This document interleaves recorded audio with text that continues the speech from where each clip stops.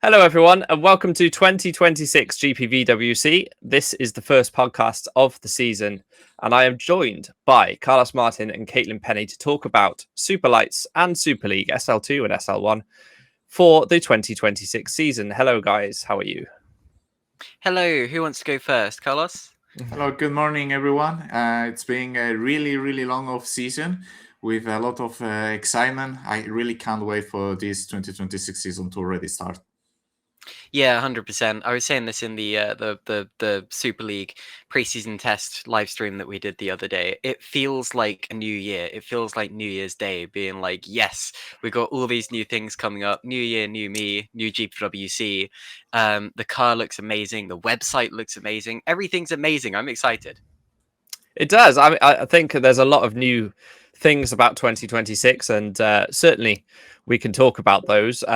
We have a brand new website with a brand new system, and I think Will Panisi has put a lot of time and effort into the website, and I think we've got some screenshots to show you guys. Obviously, you can all access the website yourselves anyway, but certainly the website does look very nice and has a lot of potential to be built upon to make it the new home of GPVWC. And the website itself is very clean, has some good features in it, and some features still yet to be added. But once they're added, it will be the new home, won't it, Carlos?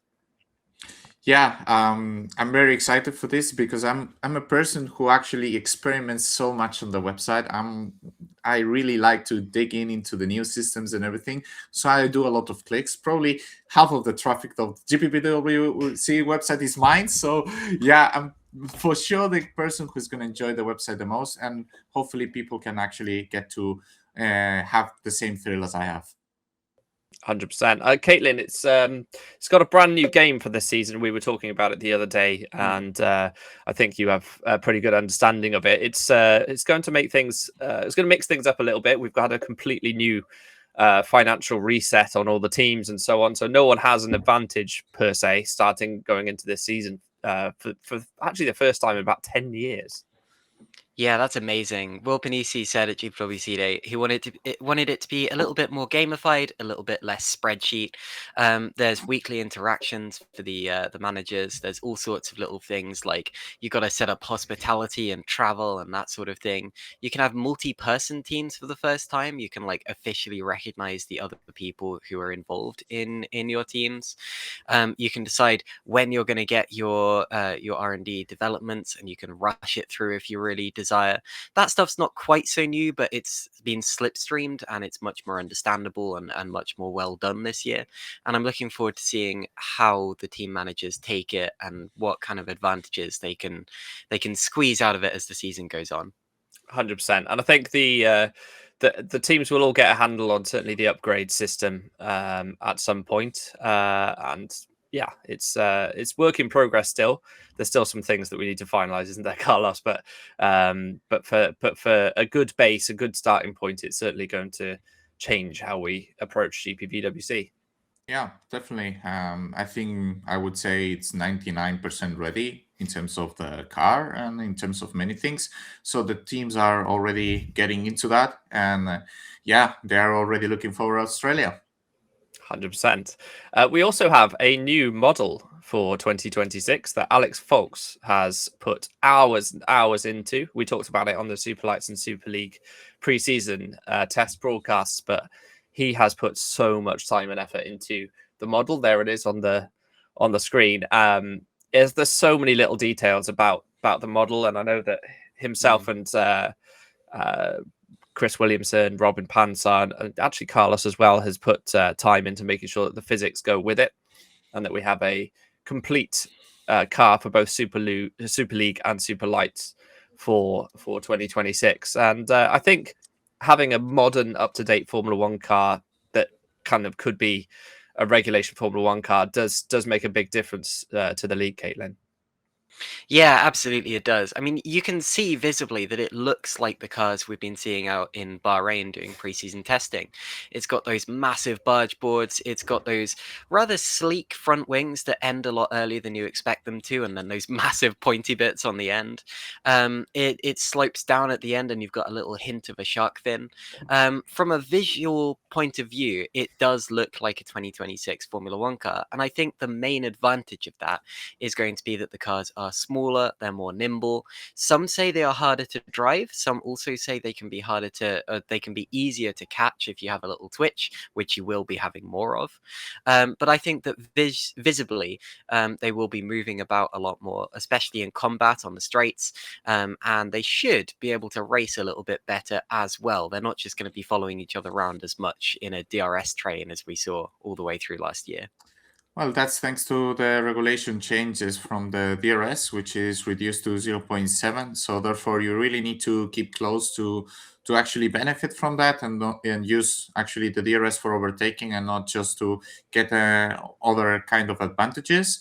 And that will favor a lot for all the drivers. It will actually favor the people who is from going further from back from the grid because they will not get stuck into big groups, and that's great. And towards the driving, less downforce, so therefore you will need to fight a bit more the car in all areas. You will need to fight the front and the rear, so that the drivers will have more either understeer or oversteer issues in either of those ways. Yeah, and it's interesting that we've there is active aero in F1, and that is kind of every straight. They're always using that drag reduction to get that top speed higher. We've done it a slightly different way. So we've kept DRS as an overtaking tool, which is something that we just differed from F1. There's a couple of reasons for that. It's quite hard to make the front wing and rear wing to open together, and it's also quite hard to get the power for the electric and the power to work 50-50 like it is in F1. It's just not working in our Factor 2. I may interrupt here. We actually tested that, and the thing is that it works, but the racing is a bit difficult, and the power delivery is, well, you have seen in F1, you have insane wheel spin at fifth gear even, and we thought, yeah, this is a overall better product. The wings actually, they behave like there is active aero, but since we don't have like an overtake mode like they have in the Formula One right now, like you have within 1 second, exactly, and we had to keep the DRS, which eventually does the same thing. It gives you more top speed at a given point, and I would say that's the main difference, because the downforce levels are meant for not a straight mode, and the drag system is made for a straight mode. So they actually behave like that. Even people will not see the wings moving. Yeah. So it's even more accurate than what it looks. Yeah. Like the physics generally are based on what we expect the 2026 F1 cars to be like. Obviously, we want to try and keep it as similar as we can, as well as keeping it fun to drive, because I don't think the F1 drivers are going to have a great deal of fun this season, from what I can tell from testing. So yeah, that is going to be interesting. And I think, Caitlin, we've done it's like, from looking at what my drivers at least have said, it's a really good car to drive and set up and so on. So I think it's big kudos to Carlos and Robin. Yeah, it looks it. I mean, we got various feedback throughout preseason testing, but we always do. That's always been the case in every iteration of GPWC car that we've had. But I did also see that the drivers looked like they were having more fun out there. The cars looked like they were moving around a lot more. And I mean, there's just something about exiting a corner onto a straight, having the car twitching around, trying to get that power down, and then just yeeting it off, to use a technical term, as fast as you possibly can. I mean, these cars are going to be reaching top speeds that we haven't seen since the days of about 2015, 16, since maybe the R Factor 1 days. And I think that is going to be quite a spectacular sight, especially when you reach the braking zone at the end of that long straight, and you see who's come out of the fray ahead. 100%. So we will look forward to seeing that car on track. We're going to talk about our predictions for this season a little bit later on, but first, let's have a little look at the key moments from last season and talk about how badly we did with our predictions. Well, out to the final corner, Jan Grankvist has had the measure of the whole field. It was close with Stevens for a while, but Grankvist has extended his streak, winning the first race of the 2025 championship. And there we go, Jan Grankvist wins the first race of 2025. So Jan obviously turned up to the first round with, we all thought he would be continuing his form from 2024. When we got to the end of the first round, and he'd obviously won the race. There was a little bit of controversy after the race with Alex and with Tom, which was I think Tom got a penalty that he felt he didn't 100% deserve, but clearly there was still the same sort of protagonists. Alex Lahou had come from Superlights and had immediately got a podium for the first round, and I think he certainly looked like he might do well in the season, but I don't know if it transpired that way. But yeah, it was a good win for Jan in the first round. I think it sums up that the whole season, it matters a lot how you start, but you need to just be consistent with that effort. And Jan is a driver who is able to pull that and to start in that manner, like he did in 2024. Well, he didn't win the first round, but he won most of the early races of the season. It just showed that he was one of the candidates. Yeah, it did actually feel a bit like a continuation of 2024 with Jan winning and Tom second. But I want you to remember that Jan wasn't actually sure that he was going to do the season until the season started, pretty much. He was always talking about how I might not do the full season. I don't know if I'm feeling it. And then he turns up to the first race and smashes it, absolutely dominates the race. And honestly, I think it was quite a good thing for the sport that the reigning champion was still committed to us enough to win races. So I think that was quite a feel-good win, actually. And notably, we had both Jarl Tyen DNFing and Loic Mounier didn't even start the race due to connection issues. So 0 points for both of them after the first round. So keep an eye on that. What have we got next? Stevens is around. THRs, and I think both of the THRs. Both THRs are dropping down the order. My goodness, what a disaster for the reigning team's champions. And here is Jarl Tyen. You can see the THRs are together. Please tell me it wasn't the THRs who kicked this off. They're still side by side. It was! They tangle wheels, and the two-time team's champions both go around and smash into the back of them. Go pretty much everyone. So, Toby, who was at fault of the incident? Well, look, for me, Tom was more at fault than Jarl, and because Tom squeezed Jarl and went for a move that wasn't really necessary. I mean, it wasn't really even on, and all the cars on the inside had dirty air following each other and understeered out from the apex, and Tom didn't allow for that. So, in my opinion, Tom was more at fault, and that's what we all discussed after the race. And then Jarl got the penalty, and it was a big penalty that Jarl got as well. So, as a professional fly on the wall, I would like to know how did you deal with that? Like, was there dressing room drama? Was Tom? There was. Okay, so how did that go down? It was obviously a difficult discussion to have after the race, and Jarl was very cross because we put so much effort into the second round of the season. Jarl especially had realized obviously that we were slightly behind setup wise at Australia. It was third round, Suzuka. Sorry, third round, because after Turkey, it was Turkey, yeah, Turkey, we were miles behind as well. So we put so much time and effort into Suzuka to try to make to catch up with the setup and so forth, and it ended like that. And Jarl got significant damage and crashed two laps later. And he was not happy. And to be honest with you, Jarl was playing it safe as well on that first few corners, whilst Tom was really aggressively trying to make up positions. So we had a conversation about that and how you can't, like I even said before the race, just get through the first lap. We've got a strategy that will help us later on in the race, and we've got a setup that works at the end of the stint rather than at the start. And it just fell apart. And they had quite a long conversation, and later on in the season, obviously, then they started working together a little bit better. But it was not a fun place to be, that Discord, because Sven disconnected as well from a decent points position. So yeah, it was just a rubbish race. Meunier has now gone back through, so if your theory holds... Stevens! Tom Stevens goes off! Tom Stevens goes on the grass, and he's had a huge crash!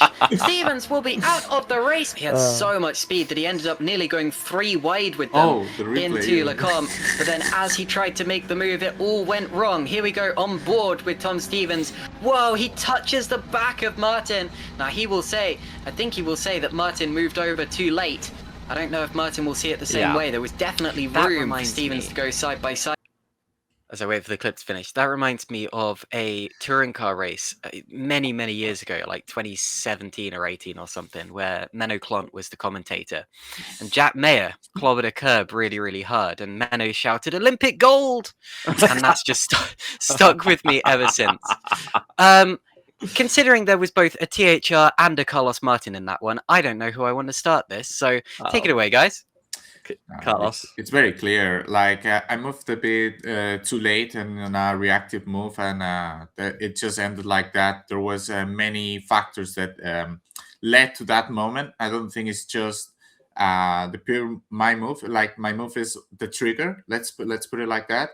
And it's extremely unfortunate because it was wet on the offline, and Tommy's like trying to keep it flat for even saving the car, and it just leads to this parabolic, hyperbolic flight, But it's unfortunate, and well, I spoke with Tom, and it's all cool between us, and yeah, it's all right.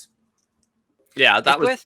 Sorry, Toby, go ahead. I was just going to say that was the end of Tom's mid-season recovery. He sort of tried his best to further recover, but he won at Hungary the next round as well. But he was just started to recover that championship hunt from the previous 2 rounds, the podium at Silverstone, for example. So yeah, for him, he was right there fighting, and probably could have won that race, and he was very gutted. Obviously, physics of the grass flipped his car around and destroyed his race. I mean, if it had been flat grass, he might have been able to continue, and the actual contact wasn't too bad, but it was just the lateness of the move and the fact that it was wet offline that caused the spin. So, yep. I was going to say, it's worth noting that we've gone forward quite a lot in the season, and quite a lot had happened by that point. I mean, we were talking earlier about the championship contenders. Meunier had taken a win by this point. Tyan had. Tom had as well. You were saying how he'd had a bit of a redemption arc over the course of the season. Jan was still leading the championship at this point, but he was actually missing the Belgian Grand Prix, and he'd missed the previous race as a result. Yeah, right. So seeing Tom flipping over the barriers was possibly the worst thing that we could have seen for the championship fight. And at that point I was willing to declare Jan the champion. I don't quite know what happened after that, but it looked as if Jan was going to have it in the bag. Sorry, I was gonna say, like Toby mentioned for round 1 with the penalties, and let's say that Loic crossed first 3 times at that point during the season, but at the end, after some penalties resolution and so on, it ended up being only 1. So, and at that point, Loic was leading the championship, even though Jan didn't participate those 2 races. So yeah, it was like a season being influenced, rightfully or not. That's into opinions of many, by the decision of the stewards.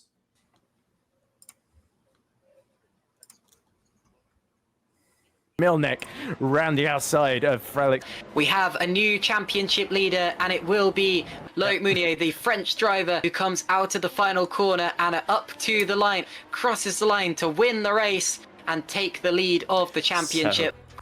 Yeah, this is just what I mentioned. So yeah, it was a change of leader, and we have seen what happens after that. Yeah, there was some fun post-race penalties after Spa. Yeah. I was going to say, I think Spa might have been the longest race in GPWC history. It took several months to declare a winner, didn't it? Which was, Yeah, which was not good enough from GPV, to be honest with you. From both, with both my, I'd always talk about my hats, but my GPV hat and my THR hat, it just wasn't good enough. They should have been dealt with much sooner.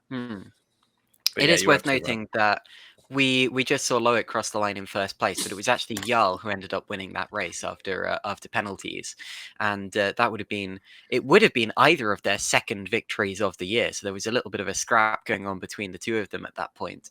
But yeah, Loic did end up claiming second, so it didn't end up costing him that much. Obviously, there was some controversy over some of the other drivers involved in it as well. But I remember that race being one that just never really went away after that, because there was always this thing hanging over us of, well, we didn't actually get official confirmation of the appeals, what's come of those. So it was a bit of a weird one, but we got over it in the end. Ready on. And this is where the yellow flags showed. So he's behind Tomasz Vok. In the background, this car's getting... And then he teleports back to the grid? Yeah. What is going on here? Alex. Matteo moment. The whole Matteo moment.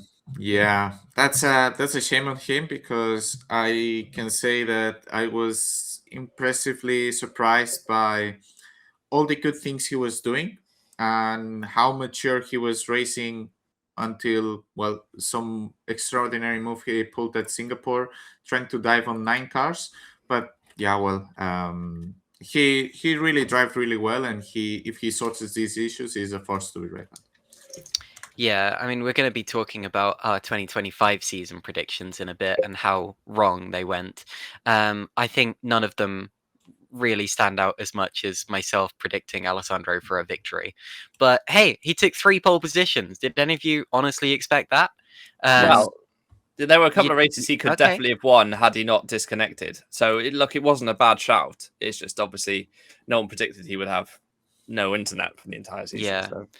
I still honestly think that, Carlos, when you heard that I had predicted Alessandro to win a race this year, you decided to sabotage his internet to make me look like a chump. Yes. His crop and very, very swiftly through. Follows Loic Moynier. He cannot afford to lose any time. Around the outside comes Tom Stevens. He's using the DRS. Going to go the long way round into turn 2. There's a small gap. Stevens absolutely goes for it. Side by side, they rep wheels. And Loic Moynier holds firm on the inside as they go uphill into turn 4. Oh, and round the outside. What a fabulous move from Tom Stevens, but it's not done yet as ducking and diving goes Moynier around the outside here as Stevens doesn't get a great run into the 5-6 chicane, and Moynier is going to be right on the back of him. Stevens, he had to be incredibly brave to pull that one off. So this is one of the things this is one of the things Tom does really well. He's very aggressive and often gets those percentage moves correct. Yeah, I think these moves are possible because they give each other quite some room. Because if you cut off all the time the other driver, it's just not possible. And this is good racing. Yeah, simply phenomenal move from Tom. Great racing from both of them. And I'm disappointed I didn't get to commentate that live, because I would have lost my gosh darn mind. I mean, yeah, around the outside of there, and it's quite a ballsy move. From Tom, and he's he got it wrong at Suzuka. He got that one absolutely right, and to do it on Loic as well. It's not it's not like it's a backmarker or anything like that. It was a proper move for the net lead of the race, and Tom, and we ended up getting a 1-2 at the end of the race. Mm-hmm.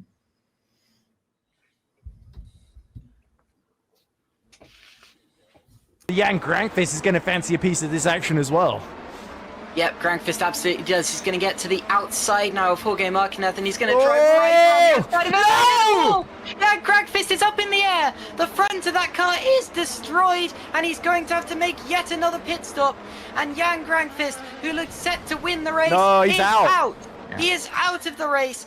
Now, that's a shame, because one of the few things that happen in our Factor 2, which is when 2 tires collide into each other, especially from the back and the front, and the cars get a bit tangled, and as soon as there is one contact, then you just slid out to the outside. And when I remember speaking with Jorge after that, and he's just super cool lad that they never really got into any trouble before. It just happened, and you actually hate to be involved in these kind of things, really, especially to a champion. And yeah, that was one of the biggest defining moments for Jan for the season. Yeah, we've spoken a lot about the incidents themselves that happened over the course of the year, especially that one. I don't think the incident itself is particularly notable. I think that Jan probably shouldn't have been in that situation in the first place. I think you really have to consider where you're going to come out once you've made your pit stop. And you often found over the course of the year that people who made fewer pit stops and later pit stops at that ended up getting a massive advantage simply because of the way that it worked with the slipstreaming and with the dirty air, the traffic. And I'm afraid Jan got a healthy dose of dodgy traffic there. Yeah, it's one of those things, especially at a street track, you have to plan where you come out. And yeah, Loic ended up winning the race. And obviously, Jorge was his teammate. It's a hard pill to swallow if you're Jan, for sure. Yeah, it is.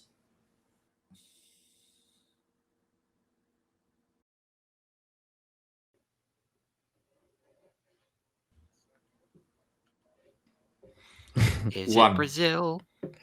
More able tyres down into turn one that lap. We're going 3 wide. Look at Sing! Contact! Oh my goodness! The tyre has lost a wheel! Time's out! The dramatic race that we Gets were harder to teeing up watch the every entire time has come to an end. Absolute heartbreak from Yartine, who squeezed himself to the inside of Singh and caught an ugly, sticky outy bit of the barrier and was just torn to shreds. It looked as if Singh was squeezing him. It looked as if he was covering him off and didn't quite leave a car's width. But Singh would say that he wasn't entitled to that space. He's lining. I mean, Go on, Toby. May I help you, Toby, here? Do you want me to help you out? Not really. Yeah, sure. No, go on. Yeah, go on. No, I just think that there is, of course, a wrong move by Sandeep. He does a reactive move to the move from Jarl. For me, from racing perspective, diving is fine as long as you have it under control. And Jarl had it under control. And Sandeep does a reactive move, and it ends fatally because there is like a part of the wall that clips out, at the end, and it's unfortunate on that side. Yeah, it's just a shame. And the context of that is that Yao pulls that move because he felt the pressure of me coming from behind, and he felt like it was a winning or a move relevant for the championship. So he went for it, and unfortunately, it went that way. Yeah. Yeah, no, I have to say there was a lot of talk on Discord after the race. There was a lot of Discord, I guess you could say. I think it went too far. I said that at the time.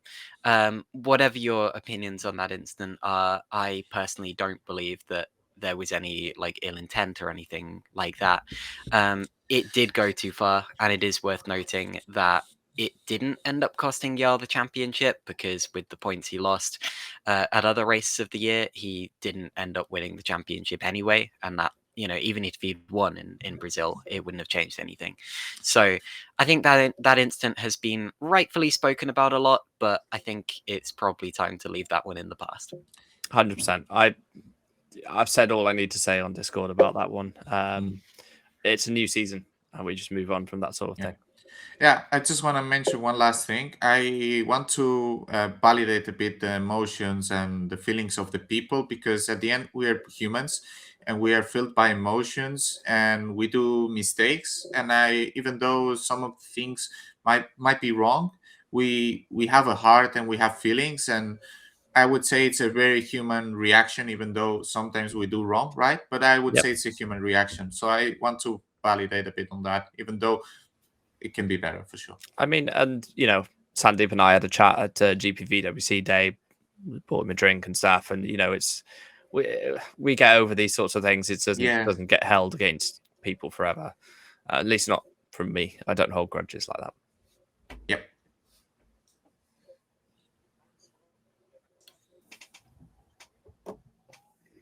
wheel. He twitches, he weaves, and he wins the World Championship after a thrilling season of GPVWC Super League. Carlos Martin has won the Grand Prix, and congratulations to him. And they're both going to celebrate a lot. Carlos Martin. So I just want to say, despite all of the fighting between Jarl, Loic, Tom, Jan, like it was a season-long battle in the end for the championship. Loic was 100% a deserved winner of the championship, and all the other stuff that happened didn't take anything away from Loic being a deserved champion. And he ended up being on top, and there were a bunch of reasons for that, but one of those is that he was very consistent, very fast, and always at the front of the field. So really well done to Loic for taking the championship.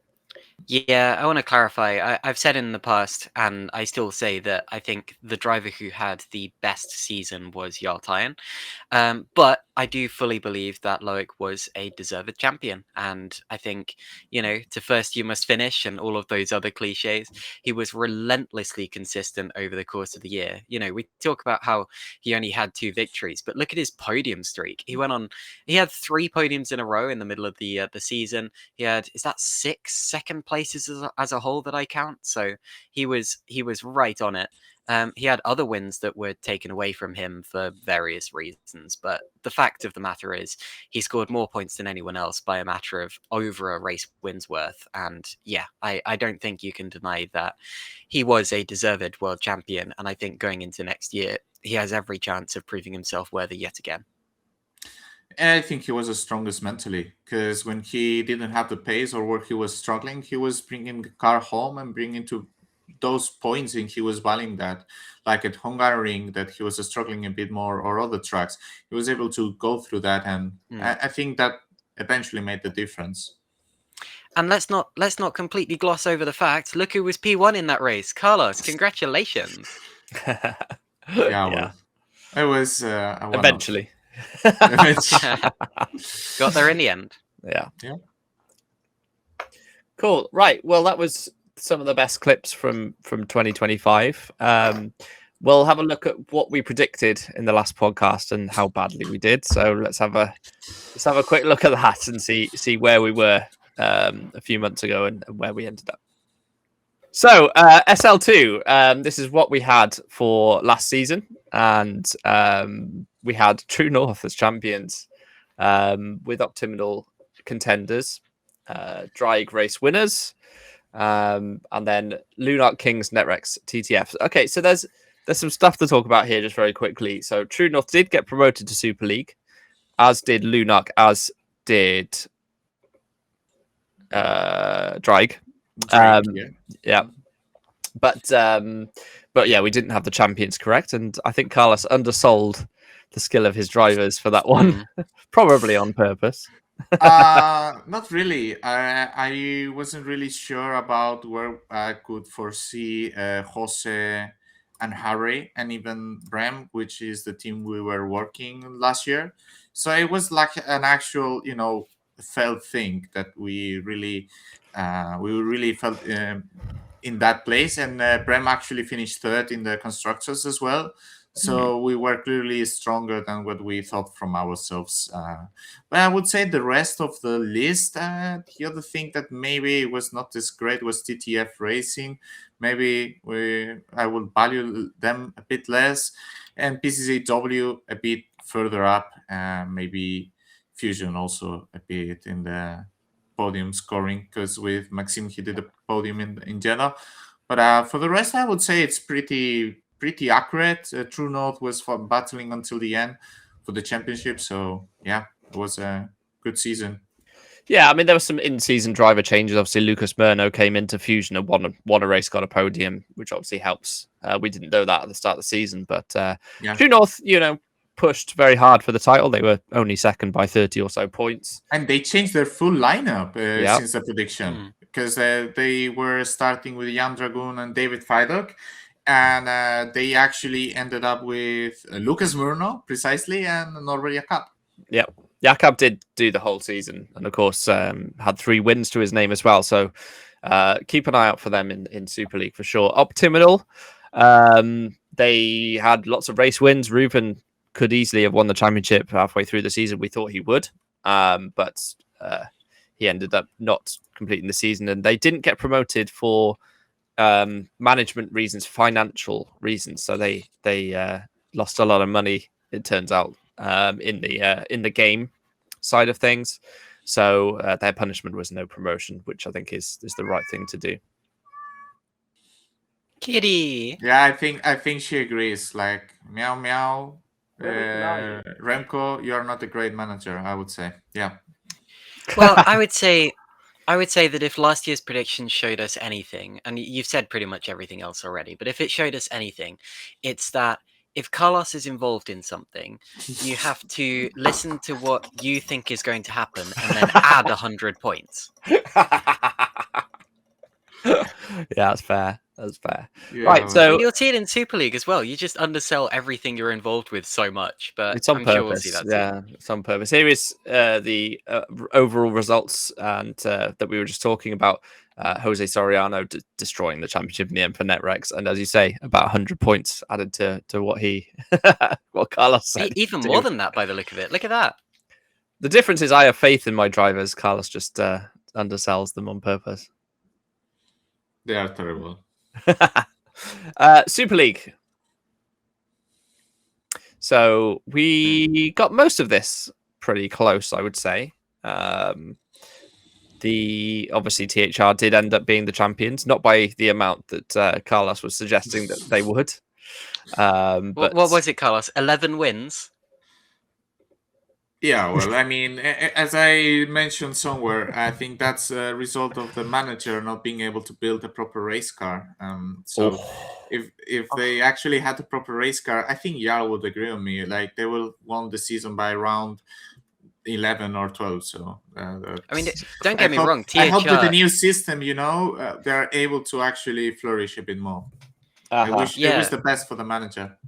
No, don't get me wrong. THR were phenomenal last year, and 3 championships in a row speaks for itself. But you did have us believe that they were going to top basically every session of the entire season, and that no one else would stand a chance. And thank goodness for the sport. No disrespect to Toby's ambitions, but for the sport, it's a good thing that there were actually other contenders, and Super Venturi, TOP, a bunch of those other teams took victories, and thank goodness for that. Yeah, I agree. I couldn't agree more, to be honest with you. We had Edge for much further up than they ended up being. Schluter did not have a good season at all compared to his 2024 season, and Pascal Polentz as well. Equally didn't have a great end to the season. I think otherwise, I think we mostly got it right. TOP ended up being ahead of Super Venturi, but not by a great deal. It was 14 points in the end. And HRT was 5th. I think we had Spark lower than we thought, but Vincent was Spark usual point scoring. But Loic hadn't really shown that he could potentially be a champion. That's true. At that point. So and they had clearly a stronger driver and a weak driver, so it was all relying on what Loic was doing. So yeah, and to just adding a last bit for the constructors, it was close until 5 rounds to go when THR started popping up, and then they just did amazing, and TOP was not really able to respond, and they had their bad luck streak with some disconnections and some other stuff. But at the end, THR was superior as we predicted, and that was the overall result. Right, so let's do Super Lights. Sorry. Go back. And that's the overall result, right? That just proves it. Yeah, 100%. Loic in the end winning by over a race win, which is, I think, does that work? Yes, it does. Over a race win from Jarl, which I think was probably the right result in the end. But Mache ended up being P5 in the championship, and I think he could easily compete this season as well. But yeah, the top 5 teams definitely had I think an edge over the rest. An edge over the rest, yeah.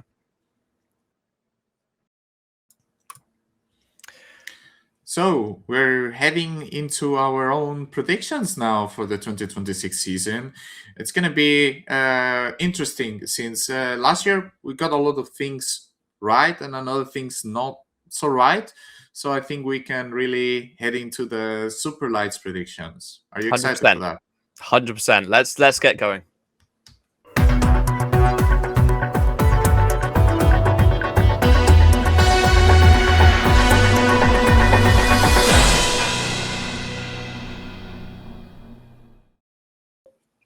So, first of all is Team Sheba, and Team Sheba have been promoted from FS1, and they come on board with Lorenzo de Coitis and Giuseppe Saracino, and they did quite well in FS1. They were absolutely there for the championship fight, kind of most of the season.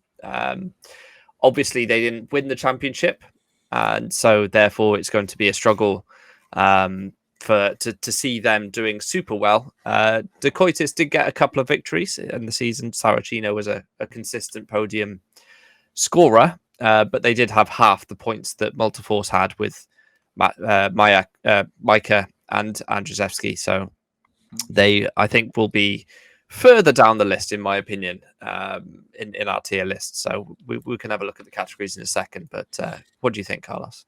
Yeah, well, I think they will struggle with the management system. I think they're really good drivers, but they will kind of struggle with it because they already lost a lot of. Well, I know because I've been reading the Superlights manager chat. They lost a lot of sponsor biddings.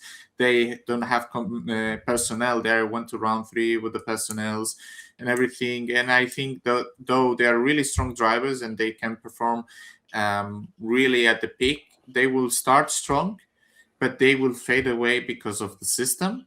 Mm-hmm. So for me, I wouldn't say elite front runners or upper midfield. I would be between upper midfield and lower midfield, I would say. Okay, yeah, I'm okay with lower midfield.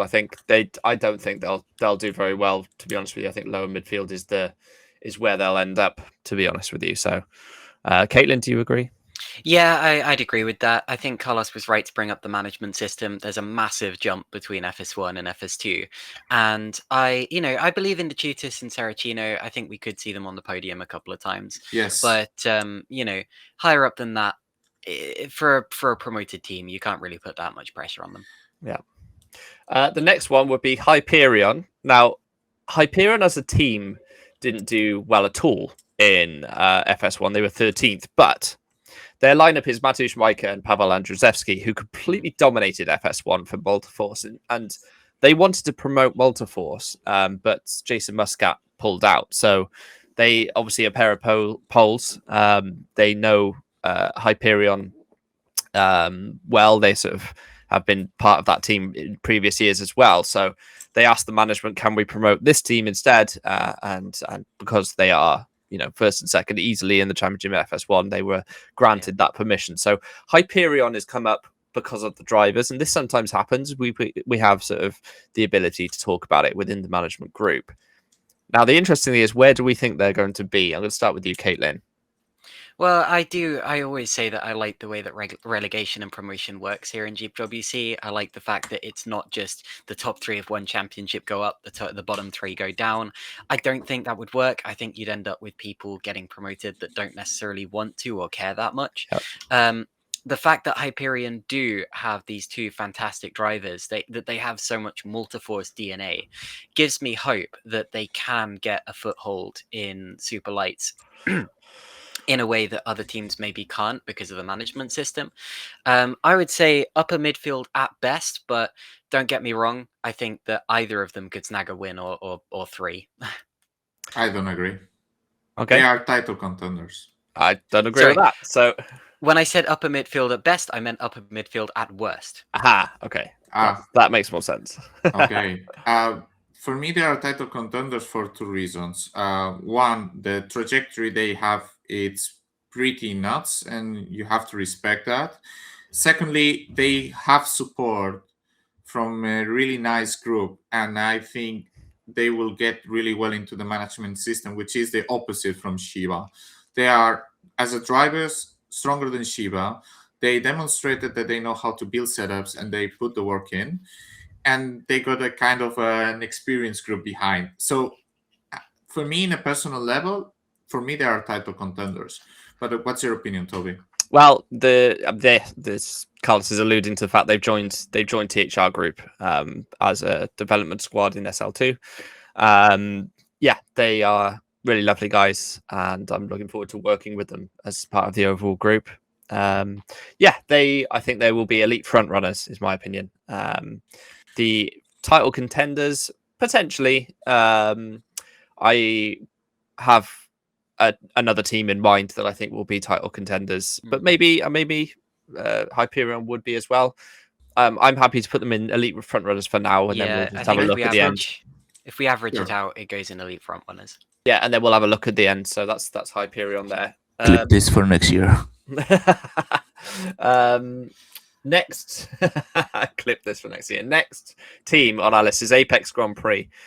Latinen and Taras. Now, these two were very quick in FS1, and they've kept the same lineup. Scarpelli manages that team, Domi, and I think they probably have support from the TOP group. Carlos, correct me if I'm wrong. Netrex group. All right, fine. Netrex group. So they're going to be strong, and I believe for them, elite front runners as well would be my call. That's where I rate them. Of course, the past season they were a bit smashed by Malta Force, but they didn't get this help, like I would say, from my side. They will, of course, bump up. I think they will be behind Hyperion, though, but they will fight them way closer. So rating them, since I will have rated Hyperion title contenders and Apex elite front runners, I'm comfortable to say elite front runners, although I predict Hyperion to beat them. Yeah, I'd agree. Oliver Taras, obviously, we know is quick. Yasu Latinen, I really think this could be a breakthrough year for him. I think that he showed a lot of flashes of potential, and I think he's getting better still. I can see Latin winning races today, so I could also see them being in elite front runners. Yeah, fine. There they go. Next, then, is the first of the teams coming down from Super League, Stax Racing. This is a difficult one for me. Stax, this is the current lineup. What we know of the current lineup of Peter Knapp and Fabrizio Gobbi. Now, Gobbi is absolutely Super League standard racing driver. Yeah. If he turns up and does the practice, and let's see if that happens. But he could easily be top 10 in Super League. So it's a tricky one to place. I don't know anything about Peter Knapp, to be honest. So I would say I don't think Gobbi will do all the rounds and commit to it. He didn't do that in TX3. So I would put them tentatively upper midfield because I think they'll struggle to get the drivers potentially. But we'll see. Maybe those two will do the whole season, really commit to it. It's a bit of it's one of those that we don't know how much effort and time they'll put in. So that's my opinion. For me, it's hard. I was tending more to the lower midfield because the unknown of Peter Knapp, we just don't know. At least I don't know anything about him, and it's not disrespect for me. It's hard, and also the team tendency that had over the years weighs on me. I don't want to just value the drivers. I want to value also the team tendency of the team. Of course, I don't think they will be on the development teams, I would say, but I think in the lower midfield, I would feel they would be more frequently. Well, I made my predictions under the assumption that drivers were going to turn up and give it their all at every round. Let's not forget, Gobbi is a Super League race winner from Canada a few years ago. I have actually said that I think he's going to be a championship contender. However, that is only if we get the Fabrizio Gobbi who we know exists somewhere, rather than if we get the Fabrizio Gobbi who does half the races at minimum effort. So if he shows up, title contender. If not, upper midfield. I think no. Well, no, I get it. This is the problem, isn't it? I completely agree with Caitlin. Like, if Gobbi turns up and does every round, he himself is a title contender, 100%. So, you know, it's one of those. I think the safe thing to do here is to put them in upper midfield as an average. I don't disagree with you, Carlos. I don't disagree with you. I can see both sides. This is the problem. There is no way of predicting this. So which year did Gobi win Canada? 2019, I think. That's a very long time ago. It is, but he was only 2 seasons ago. He was Super Lights. Super League. He was racing in Super League. But, yes, 3 years ago, Super Lights, they were doing very well in as well. Yeah, I remember. But I think the field changed a lot through these past years, and it got extremely stacked compared to years before. That we had super elite drivers, but then the midfield was a bit more wacky, let's put it like that. Let's see. I have doubts about stacks. So do I. It's impossible for me to say where they'll be, but I think upper midfield is sensible for right now. Sure. To be honest. Sure. Next, Green Stripes. Now they've been in Super League for many, many, many years. They've always been backmarkers in Super League for many, many years. And to be honest with you, have survived because other teams have pulled out rather than, I think they probably deserved to be relegated a few seasons ago. No disrespect to Christoph Liechtenstein's squad, but that is the case. And they have 2. I don't know anything about Patrick Hanko. Victor B is a decent peddler, but Patrick Hanko I know, and he's very strong. Okay, he's very, very, very, very strong. I think if the car is developed like in a normal way, he can actually fight for the championship. We know him from FSR, and he's one of the drivers I didn't expect him to be around. And Victor Vier, I think he's clearly weaker than Patrick. And for me, with this lineup, if Patrick stays in the whole season, I think upper midfield or even almost with elite front runners, I would say. Okay, he's super strong, Patrick Hanko. He's a Super League caliber driver, actually. I've got these in upper midfield as well, so let's see what Caitlin says. But yeah, again, I'd agree with you guys. Upper midfield. I'm quickly going to correct myself about Fabrizio Gobi. His Canada win was 2020 rather than 2019, so I was close. No, as for Green Stripes, I'm not hugely surprised to see them in Super Lights this year. I think they will at least hold their own. I don't necessarily see any race wins. Yeah, fine. I think they will do some race wins. I think they will do. TTF. Now, TTF have got the stacks lineup from last year, basically. Jolt Schux and Istvan Shingle. This was last season a relatively low effort squad in Super League. So I can't see any other reason, any way that they'd sort that out in Super Lights. No offense to the Hungarian pair. I think they're probably lovely guys and all the rest of it, but that's just my opinion. I'll tell you where I think they should go in a second, but I'll see what Caitlin says first. Well, playing devil's advocate, a low effort squad or a low performance squad in Super League is still quite a high level team. I mean, Super League, the level of competition is extremely high. So you've got to at least add a few positions onto their Super League result if you put them in the Super Lights field. So I would say they're at least going to be, upper midfielders. I can't really say elite front runners, but I think they're definitely on form with their other relegated teams, Stacks and Green Stripes.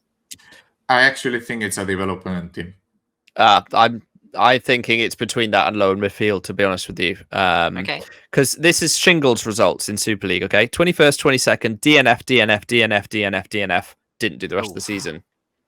And he raced in SL2 as well last year, and they didn't do great. I mean, Zolt had a really nice show-up moment at Monza in the quali, but then in the race, he didn't really went to plan.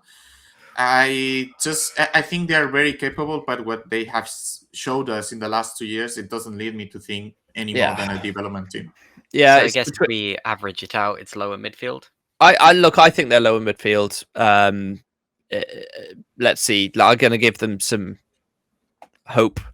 But yeah, Shingles finished 4 of his 19 Super League races. And Jolt Schux is more or less the same.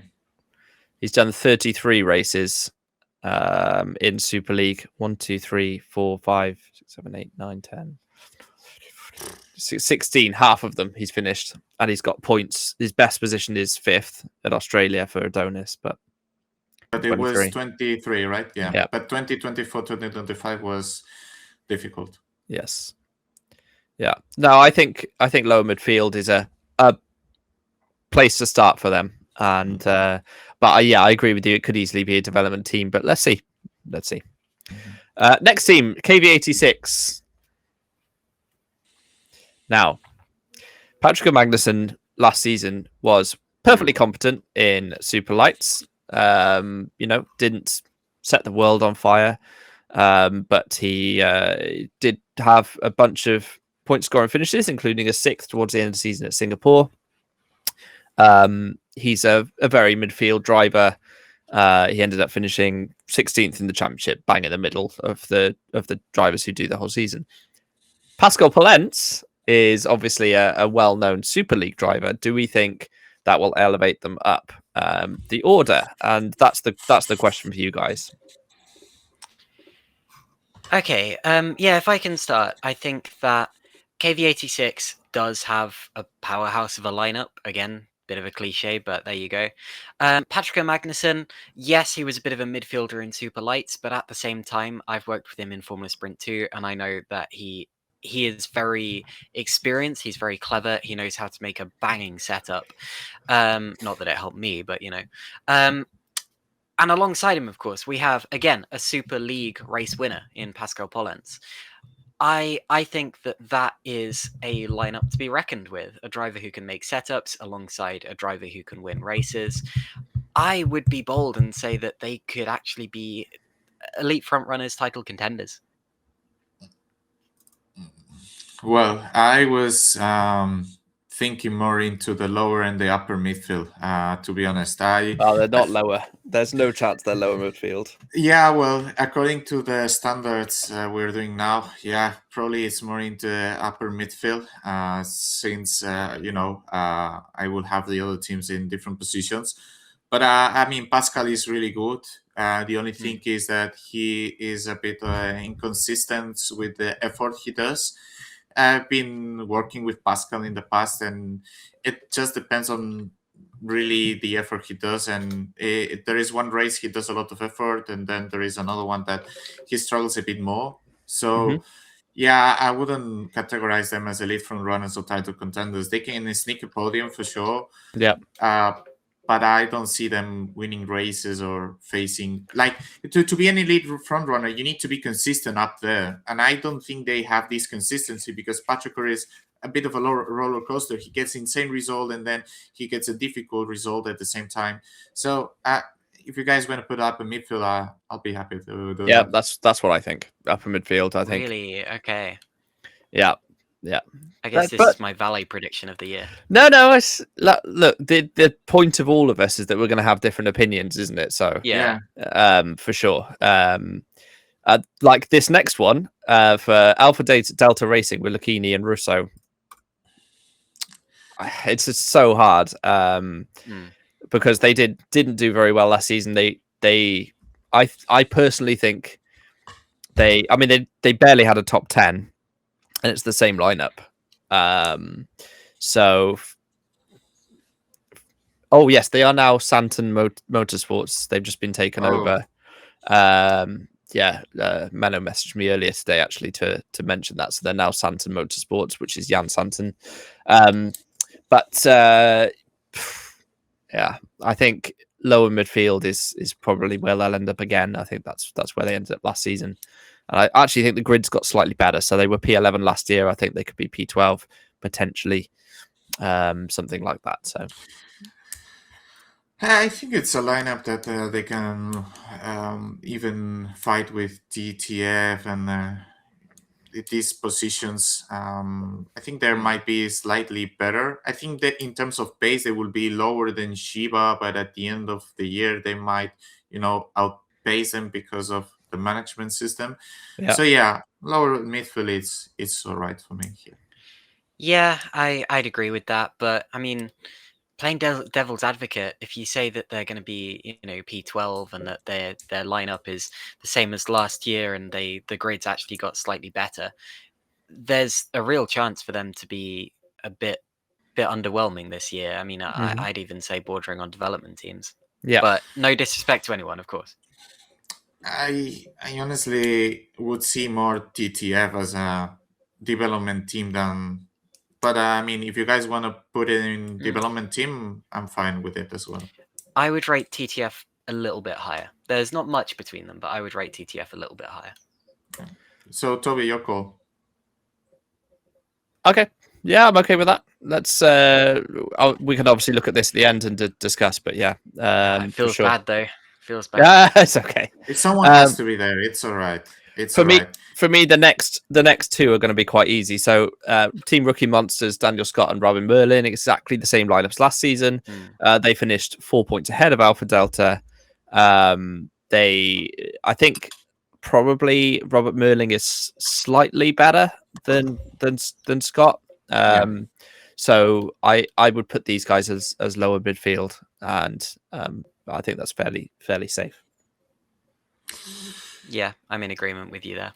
Yeah, it's between lower midfield and development teams. Robin is able to bring more points than Daniel. They rely a bit more. Sometimes they have good pace, but they rely more on the mistakes of others, which they are able to bring the car home, I would say. So that's why lower midfield is fine. They are one of these teams that they are more consistent and they bring consistently the points, and whereas other lower midfield or development teams are like a curveball. Yep. So.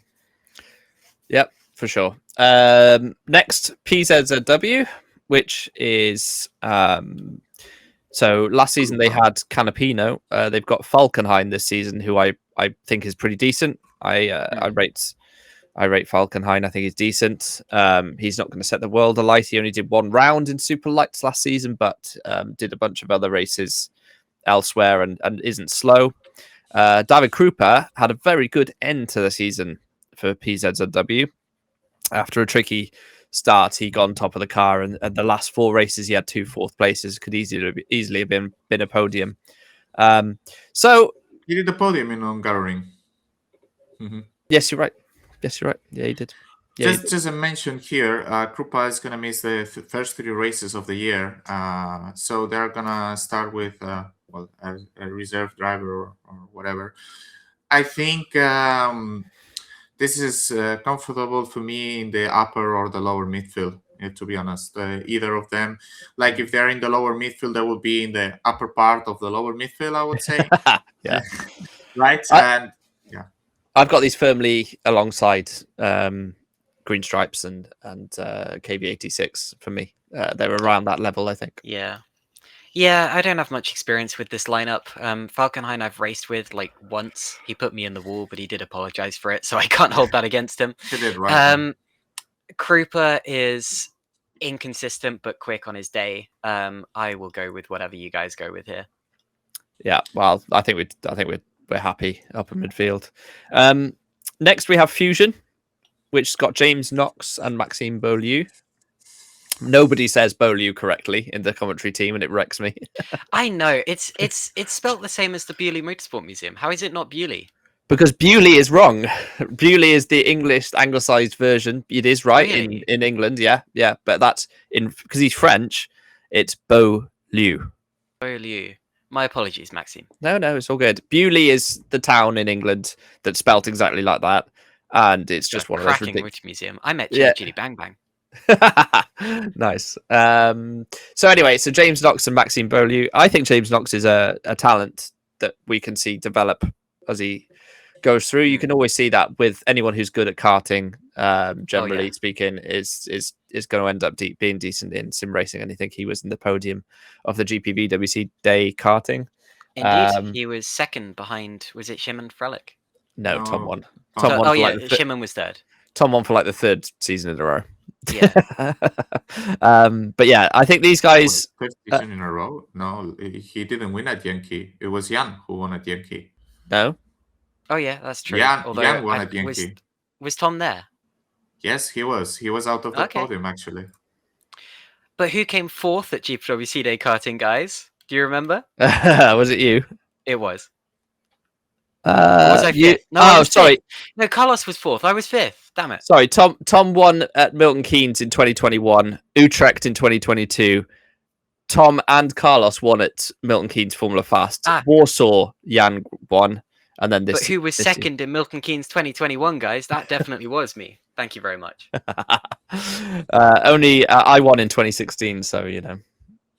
Wow. So anyway, we're off topic. Yeah. It's hard for me to rate this lineup. So what do you guys think?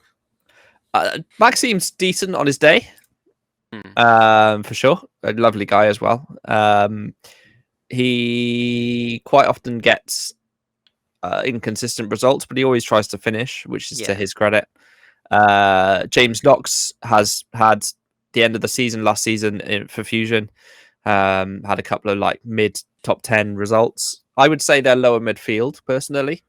In terms of where they'll finish, I think they'll be about 10th. And I think you'll find there's quite a few teams above them as we come to the end of this list. So I would put them lower midfield, but that's my opinion.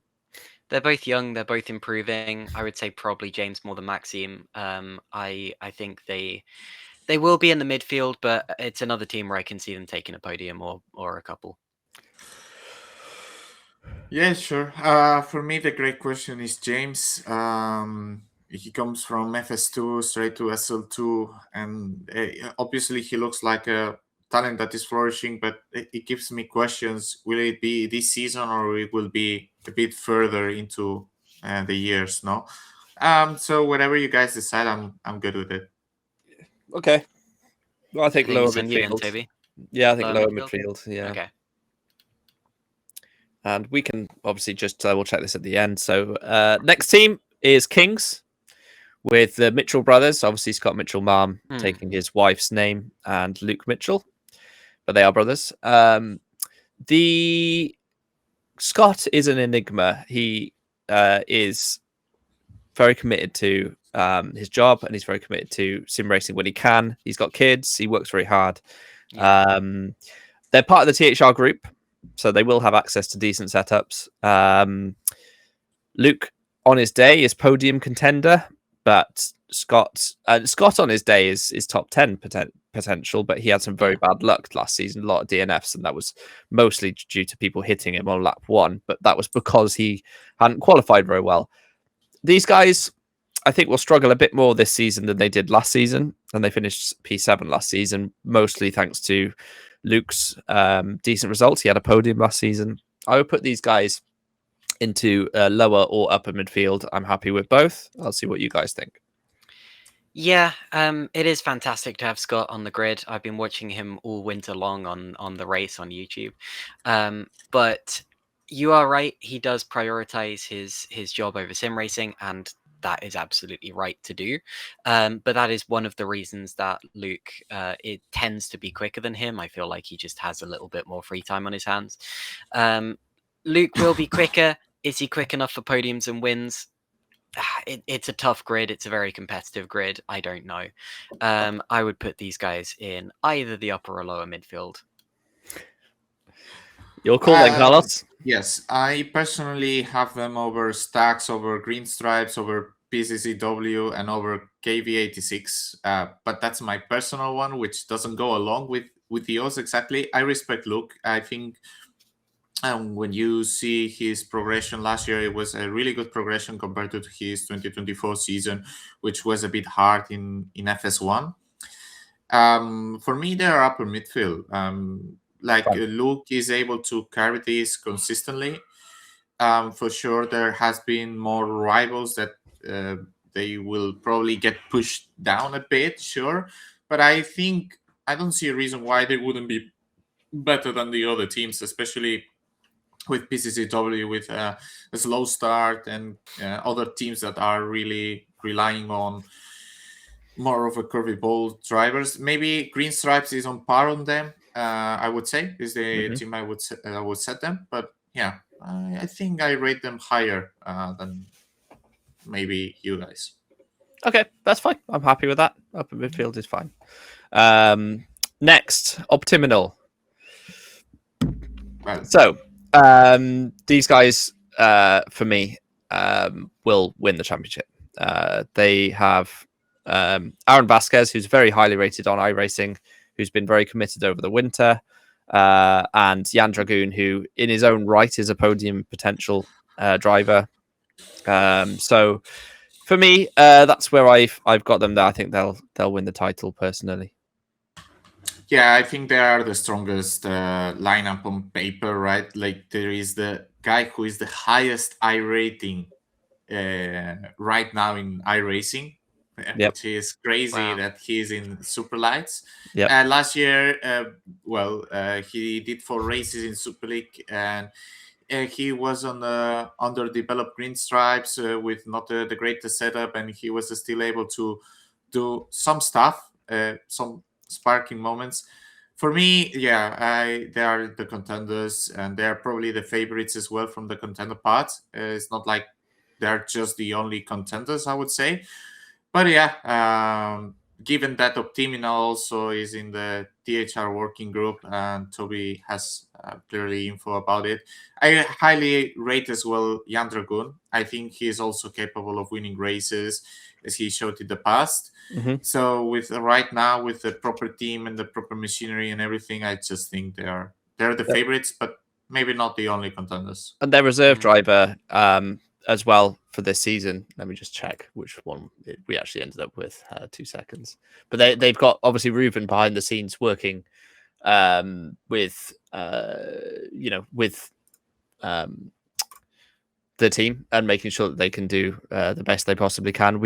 There's Mike Quint is the reserve driver for that squad, I believe. So sure. I mean, in Perfectly a normal solid. level, I just see them just racing all of them, and they will still be contenders. So yeah, Caitlin? I think we can do that. Yeah, I would put these guys as championship contenders. I think it's quite funny that I relate both of these to other sims as well. Or Aaron Vasquez, of course, very high up in iRacing. Jan Dragoon, I first saw him racing in Assetto Corsa years ago. Funny enough, my first commentary alongside Ross McIntyre was on a race that Jan Dragoon was competing in, and that was in Assetto Corsa League. But yeah, no, these guys are very, very good. Title contenders for sure. Excellent. That was easy. Brahim next. Now, Jorge Martinez drops down from Super League at the back end of last season for Spark. We know he's decent point scorer in Super League, so there's no reason he can't be top 10 in Super Lights. Luis Mesa, you'll have to tell me a bit about Carlos. Oh, Luis Mesa, it's actually fairly strong. He did 3 races last year in the whole GPVWC environment. And he actually did a Super Lights race where he finished, is it 5th or 6th? Mm-hmm. In the Abu Dhabi Grand Prix. He just jumped in and finished 5th or 6th. 5th or 6th, yeah. I think Luis will be the guy who will be scoring more frequently than Jorge. Jorge is a consistent driver that he can be between 8th and 12th in the Super Lights. And I think Luis will be ahead of Jorge in a general manner. For me, they are like the leaders of the upper midfield, but I don't foresee them winning a lot of races or anything, or maybe just sneaking some podiums, I would say. So to place them in the same table as Apex or Hyperion is hard for me. But I mean, I'm just down to whatever you guys decide. I think they are probably elite front runner. I think they're better than some of those teams in upper midfield. So for me, they are probably elite front runners. That's my opinion. Yeah. So yeah, I think I'd still put them in upper midfield. I personally didn't know much about Luis Mesa, but I've just looked him up, and yeah, you do have the results he got at the end of the last season. He just kind of came into GPWC out of nowhere, and you said he got that 6th place in Abu Dhabi, which is absolutely right. I didn't realize though he actually has some starts in Formula Sprint 1 from way back in 2015. So this is a returning driver, Luis Mesa. He's clearly got some experience. Markineth, as you said, scored some points in Super League. I've also seen him racing in iRacing, where he's pretty damn quick as well.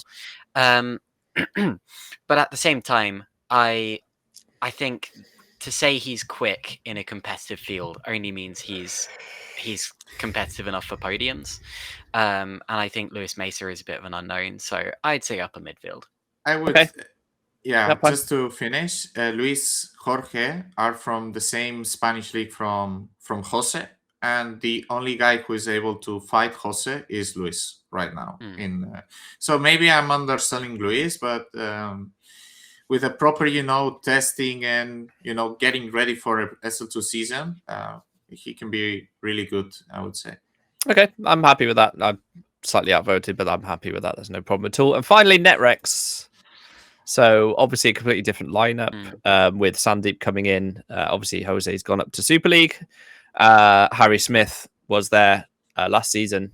So it's not a completely different lineup. I misspoke, but it's a different lineup. And I think, I think there's no reason at all Sandeep Singh is any worse than Jose Soriano. So these guys are title contenders, no doubt. Yeah, Sandeep should not have been in Formula Sprint 2 last year. No. I think there's no denying that his championship there is not. I mean, I think it was a little bit of a shame that he was there in the first place. Harry Smith is consistent, finished 7th place in the championship last year, despite no spectacular results. I see no reason why he can't be top 7 again. Sandeep, I think, also top 10 contender. These guys are elite front runners, potentially even championship contenders, depending on what kind of season they have. I will not allow Carlos to now tell me that they're lower midfield to balance it out. They're a development team. No. Come on, no. Carlos, course, if you say they're elite front runners, we're putting them in title contenders, right? No, they're definitely title contenders, and they deserve that respect. I think Optiminal by paper they are favorites in the title race. 100%.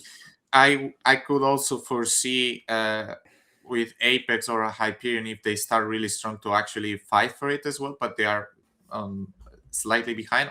I rate Hyperion a bit higher. I would say that Harry, but he did great last year. He did a lot of progress, even though it's not really seen because his drives are not the sexiest ones or whatever. He just stays silent and works and brings in the points. And he's such a great teammate to have. And Sandeep finished 2nd in Sublights in 2024 when Alex Lehoux won it. Yeah. And so I would say it's a great lineup, although Optiminal really cooked here with their lineup. Yep. I think I'm happy with most of that. I think on reflection, Shiba might well be a development team. I think I actually agree with Carlos on that one. So that's the only change I would potentially make, I think, to that list. I'm okay with the list how it is. If you guys want to make a couple of changes, you can. But to be honest, I think that we've come up with a pretty democratic list, if you ask me. All we're doing there is saying that Santon, or as Alpha Delta Santon would be last, and I don't think that's necessarily the case. I think TTF could be down there. I think that Shiba could be down there too, having talked about it now. So I personally will feel happier moving Shiba and TTF down to development. And then TTF I have a bit more faith in. Shiba maybe. TTF I would say I wouldn't put them in. Really? I'm way more clear on TTF than Shiba. Okay. I think Shiba will start strong. You will see. Shiba will start in the top 10 in the first race for sure.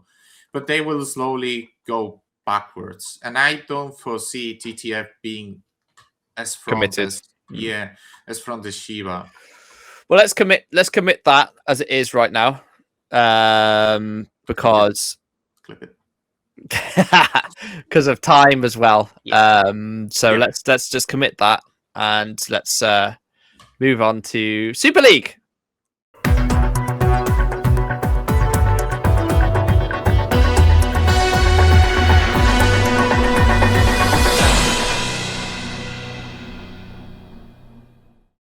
A look at the Super League tier list immediately after I said we would look at it. The day is totally the same. It's literally 5 minutes later.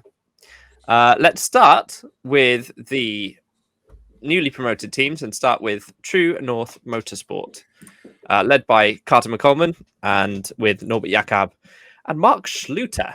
joining the team, which is very interesting. What is everyone's thoughts on that?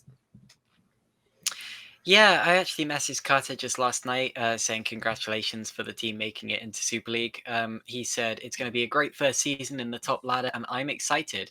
Can't believe it's been this long since the entire team started. And absolutely, it's been a real roller coaster ride up through the ranks, but quite a rapid climb, actually. And I am very happy for the True North Motorsport squad. I think they are where they deserve to be. Mark Schluter, of course, yes, he had a dreadful 2025, but let's not forget his 2026 was very good. I feel like he was focusing on other championships somewhat last year, and I feel like if he really commits to it, he can recover some of that form. Obviously, the grid this year is significantly more competitive than it has been in some previous years, and I think that it's going to be difficult to challenge for the championship, but I can absolutely see Mark challenging for podiums and maybe snagging a win or two. And let's not forget, Norbert Jakob was very competitive in Super Lights last year. Honestly, a little bit more of an unknown, but he's an experienced driver, and I think he's got it in him. Yeah, for sure. I think last season they were very, very close for the Super Lights title, so they come in with a strong lineup. And where do you think they would place though in the tier list? That's the question, Caitlin. Wow, in the 2 seconds since the last time we did this, I've kind of forgotten how this works. I would probably put them in the upper midfield. Okay. Excellent. Sorry about my cat.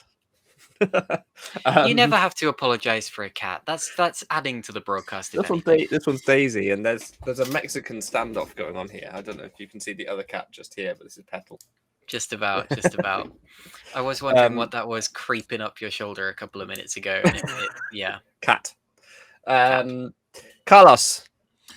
I kind of agree with Caitlin. I think they are an upper midfield team, and the reason why of this is mostly Schluter was struggling because he is fast, but he clearly has an issue when it comes to the setup development. And now they are joining this Super Venturi Adonis group where they are very capable of building good setups. So I think part of the trauma from 2025 is gone, I would say. And Norbert is a good driver. He proved himself really well last year. And I think for elite front runners, I'm not that sure yet. I mean, they could sneak into that area. But I would say it's safe to say that they are in the upper midfield for sure. Yeah, I think I agree. I think they could end up 6th or 7th, 5th, 6th or 7th or something like that in team standings. So I think upper midfield makes complete sense for them. Happy with that, Caitlin, as well, yeah? Yeah. Perfect. All right, next team, Lunark. This is an interesting one. I'll start. I'm a big fan of Dylan Fisher, to be honest. I've always praised how good he is. And now you add Yannick Bock, which, of course, Super League champion twice. Correct me if I'm wrong. Of course, the last competition we have track of him is FSR 2024, which he was runner-up behind Owen. So, of course, for me, the question is, are they upper midfield or they're either elite front runners? But I would say it's safer to say maybe upper midfield. That's what it comes to my mind when I combine both Yannick and Dylan. I think the ceiling and the bottom of both drivers is quite big, I would say. So they can be like super, super, super, super good. And if they have a really crack season, I could see them finishing even 3rd in the team standings. Or if they have a really bottom season, they could be maybe 10th or 9th. But I would say in the upper midfield. Yeah. Do you want to go first, Toby? Or? No, I want to go last. Fair enough. I know I keep jumping in on these things. I apologize. No. So first of all, I have a correction to make. In the preseason broadcast, I said that Yannick was a one-time champion and got very close to a 2nd championship. He is actually a 2-time champion. He won in 2019 and 2022. So that's me just forgetting my history. But yes, I think people overlook just how difficult it is to win 2 championships in Super League. There has only ever been one 3-time champion, and it's never happened in the online era. Yannick is one of the people who I think has the highest chances of making it to that elusive 3rd championship. I think I personally don't know what he's been doing over the last year or so, because as you said, he's kind of been AWOL since 2024. And in GPWC, of course, he hasn't been seen since 2022 when he won that last championship. But even if he's been doing absolutely nothing for a year, I think with how good Yannick was and with how high his skill ceiling is, I think it's hard to see him not being a championship contender still, or at least winning races. Yeah. And I think he's going to be up there no matter how good the Lunark car is. As for Dylan Fisher, I mean, you said it, Carlos, you are a fan of his. I am too. I think he's a very mature guy. I think he's a very good racer. I think he's getting better as well. He got his first pole position last year. He was very surprised when I put him in my top 10 drivers at the end of the season. But to be honest, I think this year going in, he is top 10 potential. So, yeah. Sorry, just to conclude that, I would actually put them elite front runners. So Dylan worked with us for Monza last season, which is something that I don't think many people know. He worked independently of the Edge group for just one round. We wanted to see how he would do and integrate within the group. And after that, immediately after that, we signed him for this season through Lunark. It's no secret that Lunark is in part of the THR group and for this season. And it's in the same league. So obviously there's no secret there. In terms of on track, I just want to mention that Lunark will be in a completely separate call. They're not being run as part of the same team, but obviously there is a behind the scenes technical thing going on there with THR group. So they will have access to and contribute towards setup, work and strategy and so forth. Bearing in mind Dylan's car last season, especially the back end, and lack of help that he had. He's not the best car setter upper, if you like, but when he gets a good car setup, he's very quick. And Yannick is recently competitive in FSR into 2024. He's been doing LMU and bits and bobs. Whilst his child is young, he's kept himself fresh. I would put these guys personally at the top end of elite front runners, if not title contenders. Agreed. So they're. I mean, Carlos said upper midfield. I'm happy with elite front runners for Lunark. I do know Yannick's possibly going to miss 1 or 2 rounds. So I don't think he'll necessarily be able to challenge fully for the title, but we'll see. But Dylan can do every round, so should be good. Happy with that, guys? Yeah. Last year, I think my bold prediction was that Alessandro Maggio was going to get his first win. This year, I could say a very similar thing for Dylan Fisher. Go on, Dylan. Yeah. Happy, Carlos? I think, well, there are many teams to talk about, and maybe it's good we do have a look later when we place all the teams. No. That's where THR belongs. No, not there. So I think we should maybe have a look later. Let's keep them as elite front runners, as you both agree on that. I think they will. Well, I think it's very difficult to say for them because the variability is very high for them, I think. Right. I agree. The variability can be quite high, but I do think both should. I mean, obviously, I've got insider info on pace and stuff, so that's my opinion. Drake Racing, Welsh for Dragon. Ben Willis's squad returned to Super League. Caitlin, it's nice to see them back, isn't it? After many years. 100%. I mentioned this in the broadcast the other day, but it's their first time in Super League since 2012. Isn't that incredible? They were 3rd in the championship at one point, and obviously a very, very long time ago. It was a very different sport back then, let alone very different sim racing league. Drake Racing, again, deserve to belong here. They showed that in Super Lights last year, even though they weren't the absolute top team. They have a star-studded lineup, don't they? Philip Pushke, another two-time champion. If we talk about Yannick Bock, it's only fair to talk about Philip Pushke in the same light. Okay, admittedly, the last couple of seasons, he has not been the same Philip Pushke that we used to know. It's a much more competitive grid, and also I feel like he hasn't quite had the time to put in that he used to have. But Philip is still very, very strong, and he's also got stronger since he returned to Super League a couple of years ago. Tom van der Voort is a driver who I mainly know from endurance racing, to be honest. It's interesting to see him in a Super League car, but he has also done single-seater racing, Super League style racing in the past, and he's been decent. I can't necessarily see this team, Drake, challenging for wins or the championship, considering it is their first season, and they don't have the same. Okay, Philip in particular is awesome, but he's not the same driver that he used to be, and I would say potentially upper midfield, not elite front runners as of yet. I have them between development team and lower midfield, actually. Okay. Considering they keep the same lineup from Super Lights, they finished, was it 5th in the championship last year? They were contesting for some wins, but they didn't manage to get any win in Super Lights. So I don't have any reason to put them anywhere close to where True North or Lunar are, in my opinion.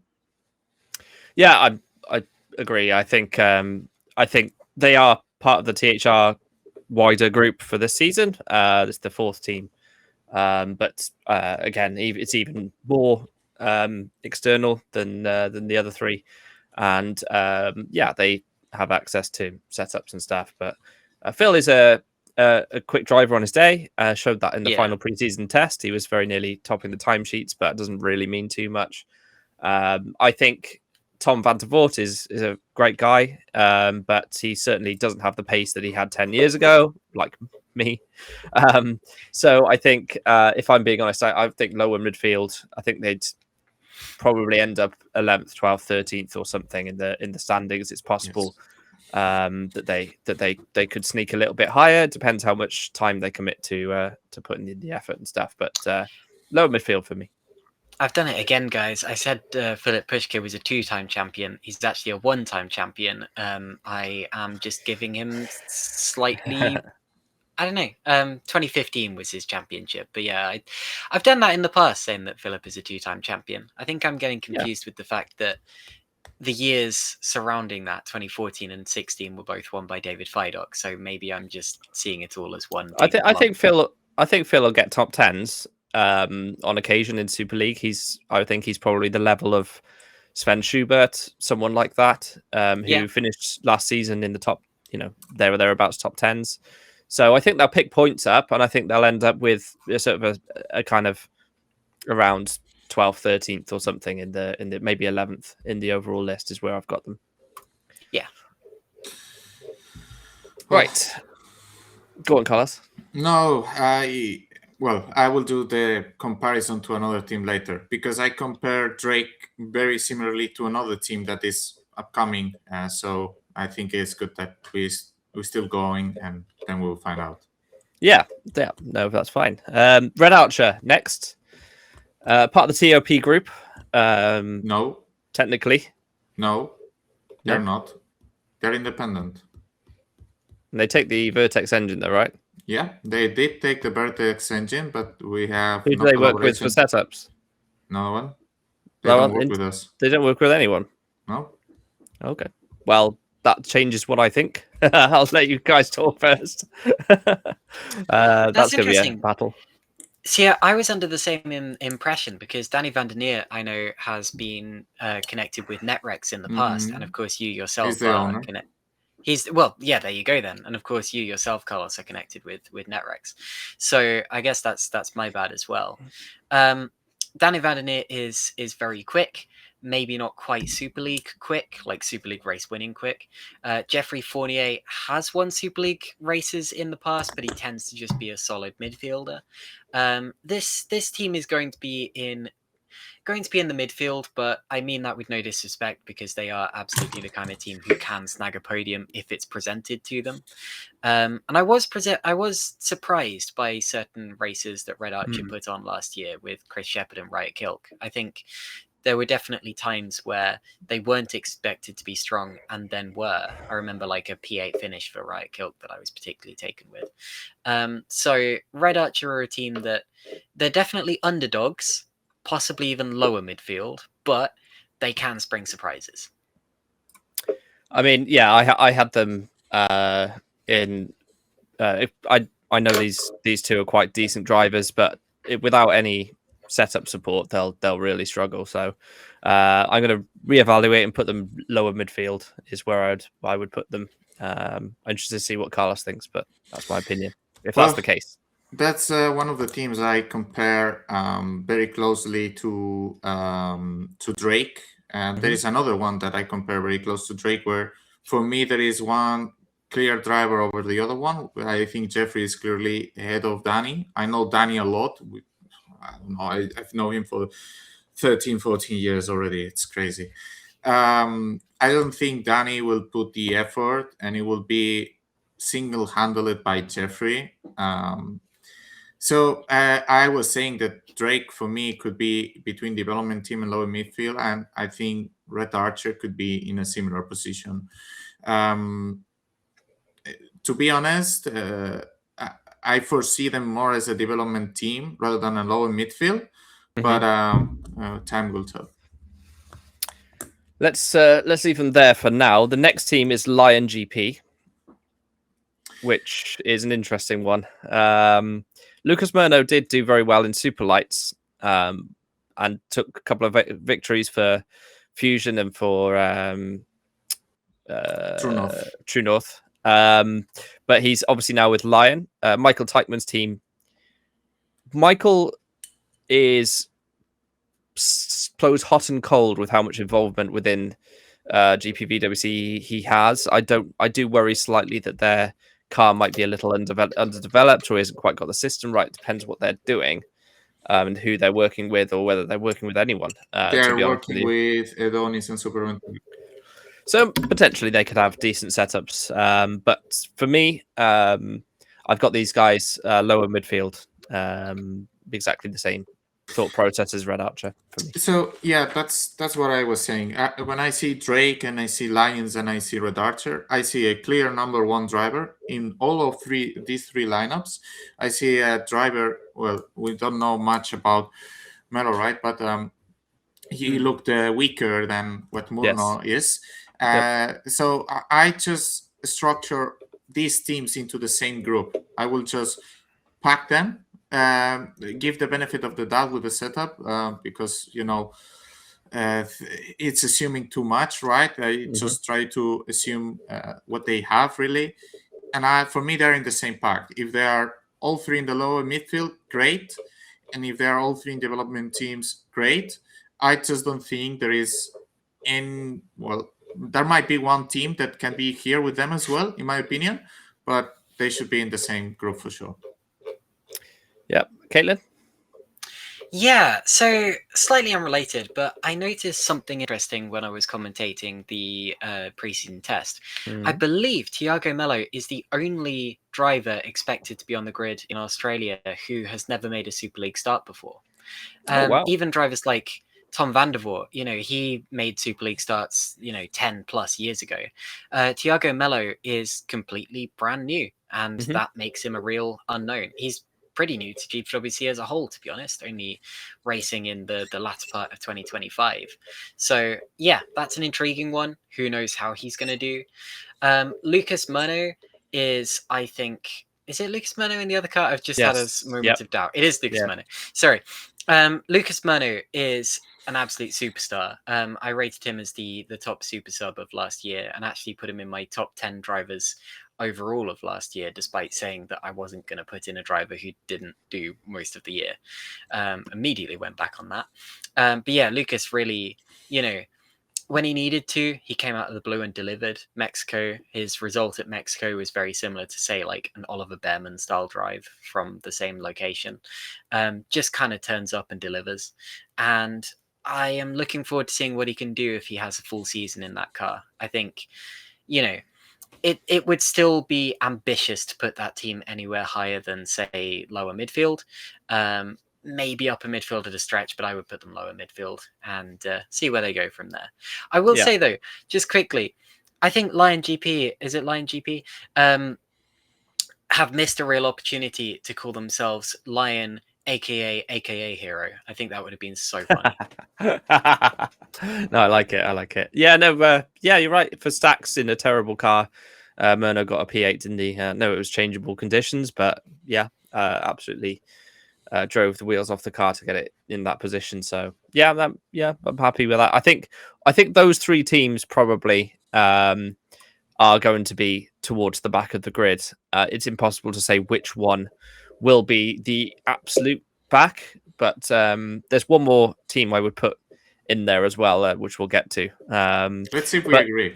Yeah. That next, well, for sure in there. I've got the next team that we've got is Fraser Tartan Racing, who I want to see what Carlos thinks about. But I've got my own views on this team. I obviously last season they were P10, so with the same driver lineup. Obviously they had a few different drivers coming in and out occasionally, and Moritz ended up doing most of the second seat driving. But yeah, let's see what Carlos says here. I'm interested. This is the reason why I was setting the other three teams in development, because this team is clearly above these three teams, but I think it's a bit below True North.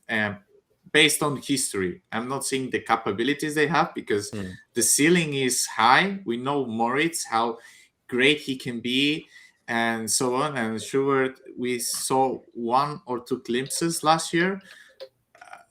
But I mean, for sure, they have more than just the three teams we mentioned. But I don't think they have as much as True North when you put there Schluter, which is way more certified than Moritz. I'm not saying he's better, but he's more certified, right, through the past 2 years.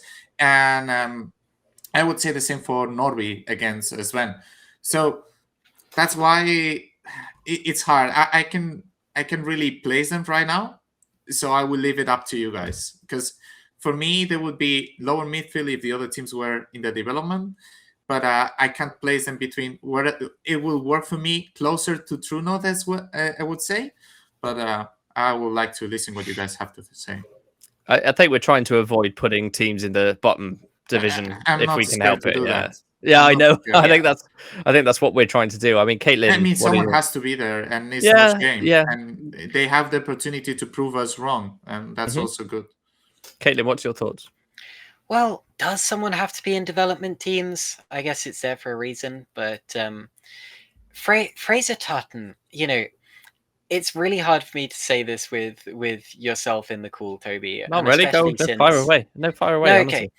Well, especially since I have to admit, I've never really spoken to Sven Schubert. I'm sure he's a nice guy, but I don't really know him very well. I like Moritz a lot. He's one of the best people that I've met at any of the GPWC days. He's a lovely lad. And, considering he also got a pole position last year, and considering that he's got so unlucky on so many occasions, I want to believe in him, but he is inconsistent. It does feel like whenever he gets an opportunity, it goes begging. Sven Schubert is solid, but a little unspectacular. It's tough. I would say I see why you're saying that they are more competitive than like True North or Drake or whatever.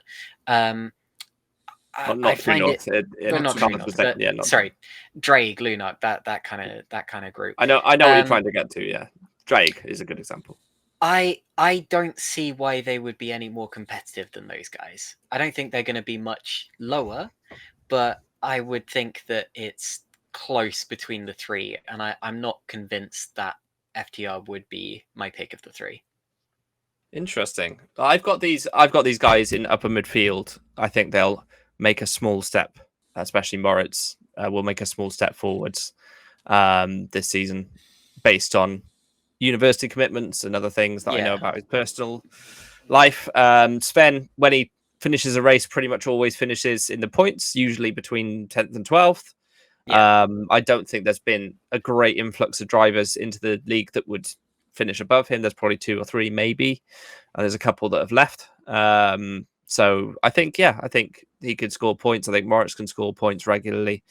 I've got them between upper midfield and lower midfield on the basis that I think there's one other team that are definitely lower midfield, and I think this team is probably above that team. Yeah. I think you're probably right. I think True North will finish ahead of them, but there's not 15 We can slots. place them up in midfield. That's fine.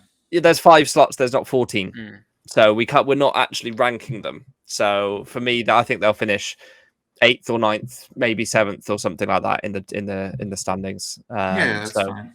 I kind of hope so. I hope so for their sake, but I'm afraid I'm not convinced. We'll see.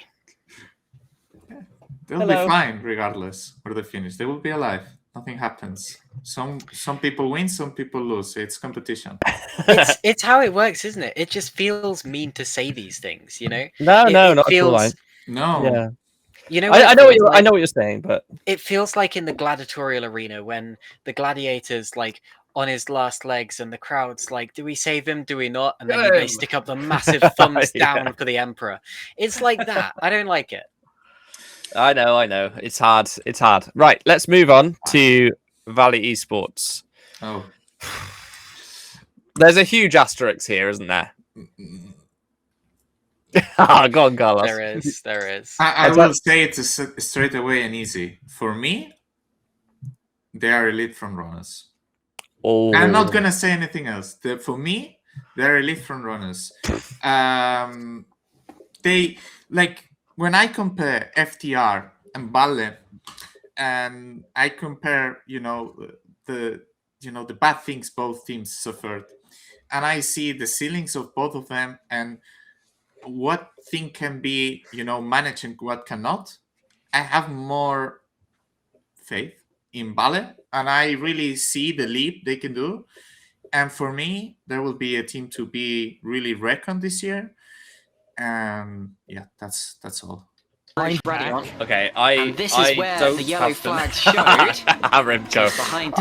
I don't have them as elite front runners. I do have them as upper midfield. I think there's 5 teams that are either elite front runners or title contenders, and I think they will probably finish 6th. So that's obviously in my opinion, but I think there are clearly five teams that are right at the top. And I don't think this is one of them. I think this is upper midfield for me.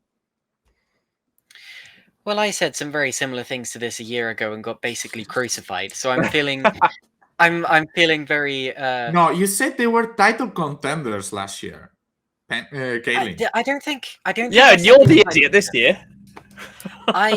I think I said they were going to contend for race wins. I said they were going to get some race wins. Which I will send you the clip. No. Yeah. I don't. I'm pretty sure I didn't say Guys, flip it and ship it. Where do we think this season? But I do think that if Alessandro's internet holds out, he's going to get podiums. He could get a win, potentially. That is a massive if, though.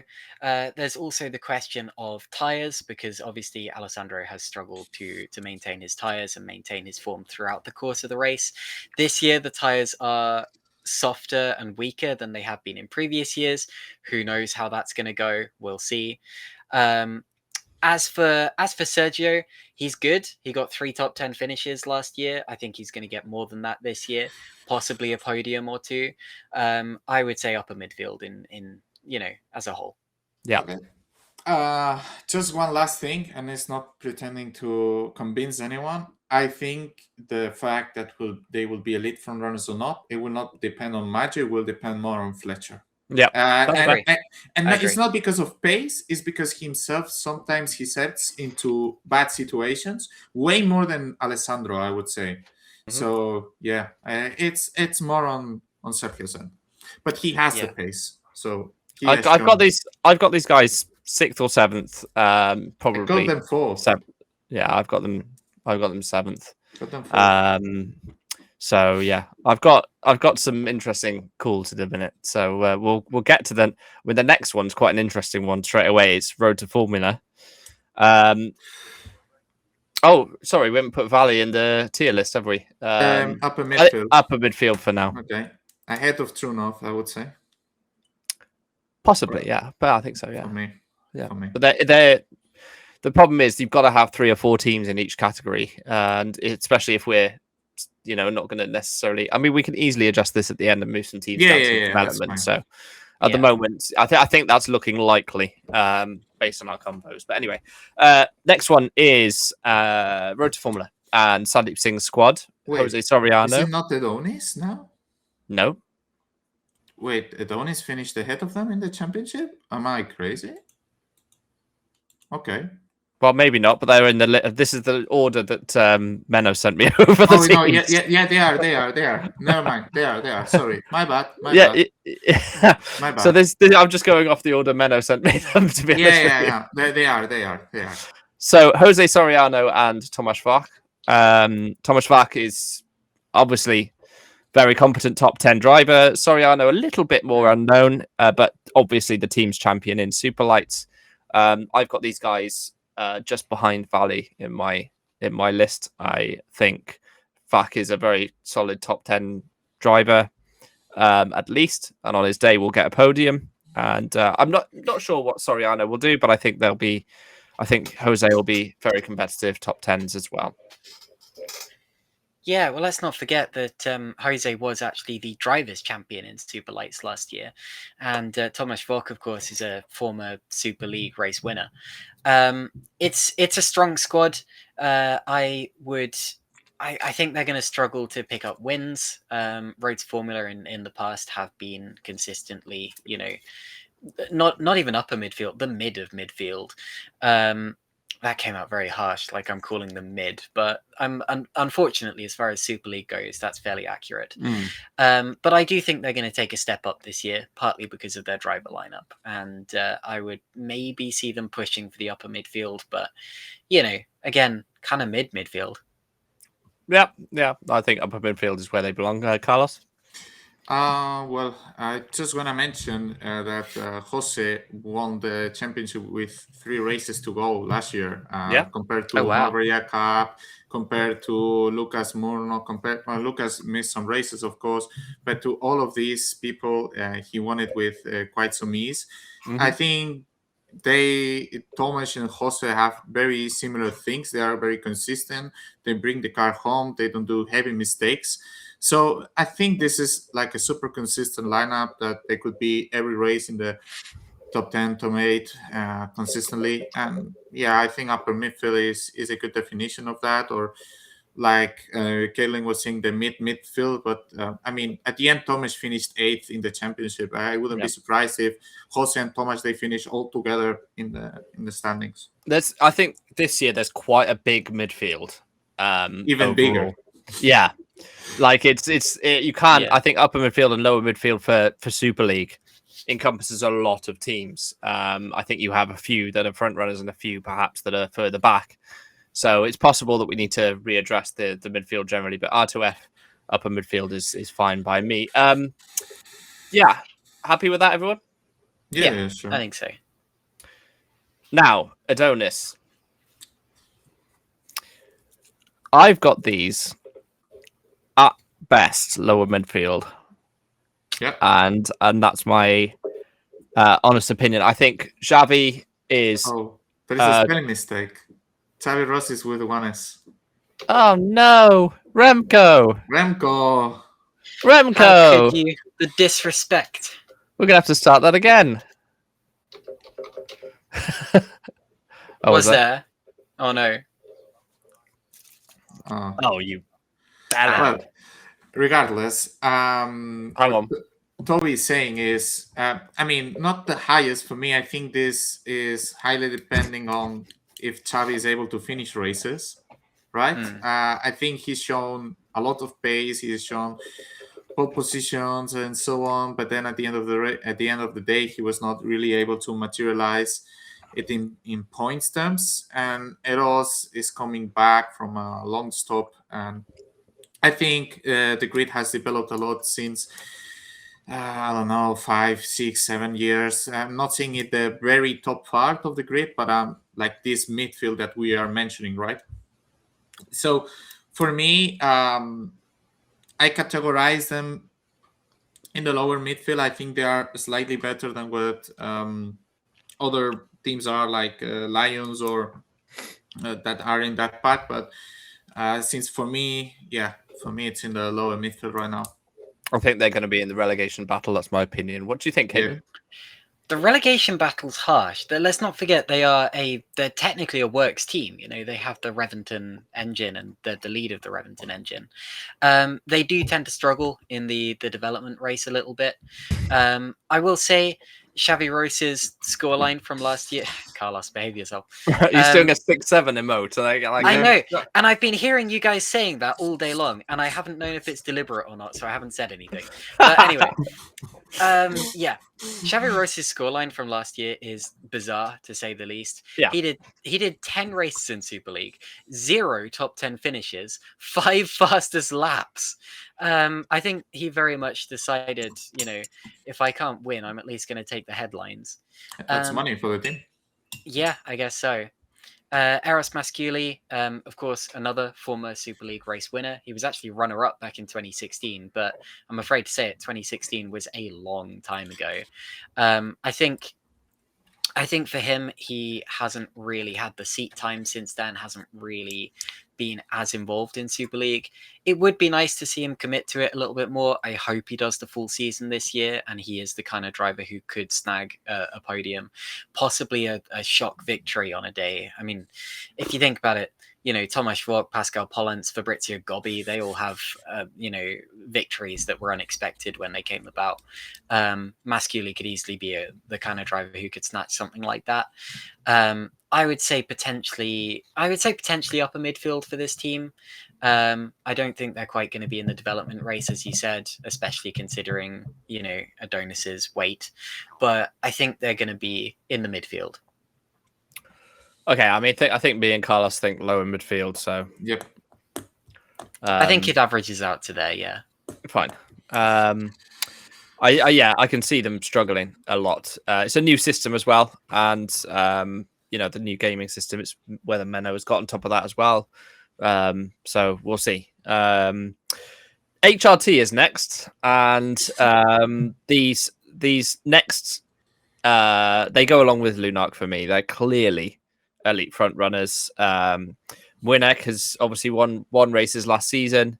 Carlos sitting right here, won race last year. I don't think either of them quite have the ability to fully challenge for a title. With what I consider the top 5 or 6 drivers, I think they're just that outside of that. So yeah, for me, they're elite front runners. Can I start on this one? Yeah. I like the way you introduced that there. For about maybe 6 or 7 years, I've been waiting for an email from my doctor that says HRT is next. So it filled me with a lot of hope to hear those words. Maciej Winnick and Carlos Martin are both multiple Super League race winners. Let's not forget that. Carlos here, I know you often like to undersell your own abilities. It's boring. What's that? I said it's boring. Yeah. I think that you have to stop ignoring the fact that you have won 2 races in the last 2 seasons. You know, it's a trend. I don't see why that trend can't continue. Same goes for Maciej Winnick. Winnick is a bit of an enigma as far as Super League goes, because there are times which tend to last for a couple of months, where it looks like he is the greatest driver of all time. You know, he comes out and he wins 3 races on the trot, and you're like, whoa, he's going to win the championship. And then he fades. But the fact is, he can win those 3 races on the bounce. He can potentially even carry that through the season if he gets the right kind of car, the right kind of situation. Winnick is a championship contender, don't get me wrong. Carlos, you are going to win at least another race this year. I'm fairly convinced of that. HRT are elite front runners. 100%. Possibly, and this is bold of me, but possibly title contenders. 100% not. Carlos. I have the perfect reflection for this. This is the year. This is the year. This is the year. I just wanted to do the joke. Come on, Carlos. I would say it could be. I don't want to say anything really. No, it's not title contenders until we prove that. I think it's deserved to say we're not at the same level as other title contenders. I would say so. Elite front runners, it's already a big achievement. So I'm comfortable there. I think that's accurate. I think they'll be probably 5th-ish in the team standings, and will possibly take a win. You know what? I'm going to say 3rd. 3rd. Yeah. That's okay. Quote me at the end of the year. Last year I finished 2nd with Shimon. Huh? Yeah. No. Look, I know that. Yeah, I do know that. So there's no reason that you can't finish 3rd. It's not. I just don't think you will. I think there's probably one team at least that will come ahead of that, which is, in my opinion, the next team. I think they will just be very, very similar. You've got obviously reigning champion Loic Mounier driving for Spark alongside Oscar Soltero, who we know is a very solid Superlights driver. Obviously, last season, the 2nd driver at Spark wasn't necessarily right up there, but I think Loic will once again challenge for victories. He's got a title defend. I think he will do so, or do a good job of defending his title. He'll be right up there. So this team finished 4th last season. I think they'll still be elite front runners. Do I think they'll challenge for the title? I don't know if Soltero is quite strong enough to help with that. They finished 150 points behind THR eventually last year, despite Mounier winning the title for the drivers. So I would put them as elite front runners and at the top end of that. Well, it depends how many teams you categorize as title contenders. If you categorize one team or you categorize 3 teams here, I think there is a clear comparison with Superventuri to some extent. Yep. Right? I think the ceiling of actually finishing in those places is higher than Superventuri. So for me, in the bottom end of title contenders or the higher end of elite runners, it works for me either way. Yeah, I'm in agreement there. I think, obviously, when you have the reigning champion in your squad, the defending champion, you have to at least be a title contender, at least for the Drivers' Championship. It's all down to their 2nd driver. They didn't really have a 2nd driver last season. No disrespect to the likes of Jorge Marquez or any of the other drivers who raced for Spark. There were a couple. But yeah, it was very much a Red Bull kind of squad where you had a lead driver and then a moving advertising board. I think if anyone can do it, it's Oscar Soltero, though. Let's not forget, he only did 4 races in Super League last year, but half of those, 2 out of 4, were top 10 finishes. And he got 2 race victories in Superlights. Yeah, okay, he's probably not going to contend for the championship. He's probably not going to win a race. But that's not necessarily what you need to be a title contending team. You know, we've seen that from Superventuri in the past. So I would still put them, as Carlos said, somewhere between elite front runners and title contenders. I'd say if I had to put them somewhere in the championship, I would say again 3rd or 4th. Yeah, I think HRT and Lunark probably finish behind them. But I do think the next three teams that we're going to talk about will finish first, second, and third. So I've got them as elite front runners, because the next team that we're going to look at is Super Venturi. Now, obviously, Jan last season still did very, very well, despite, by his own admission, perhaps not necessarily committing to the whole season right at the start of the season. He still got very, very close to winning the drivers.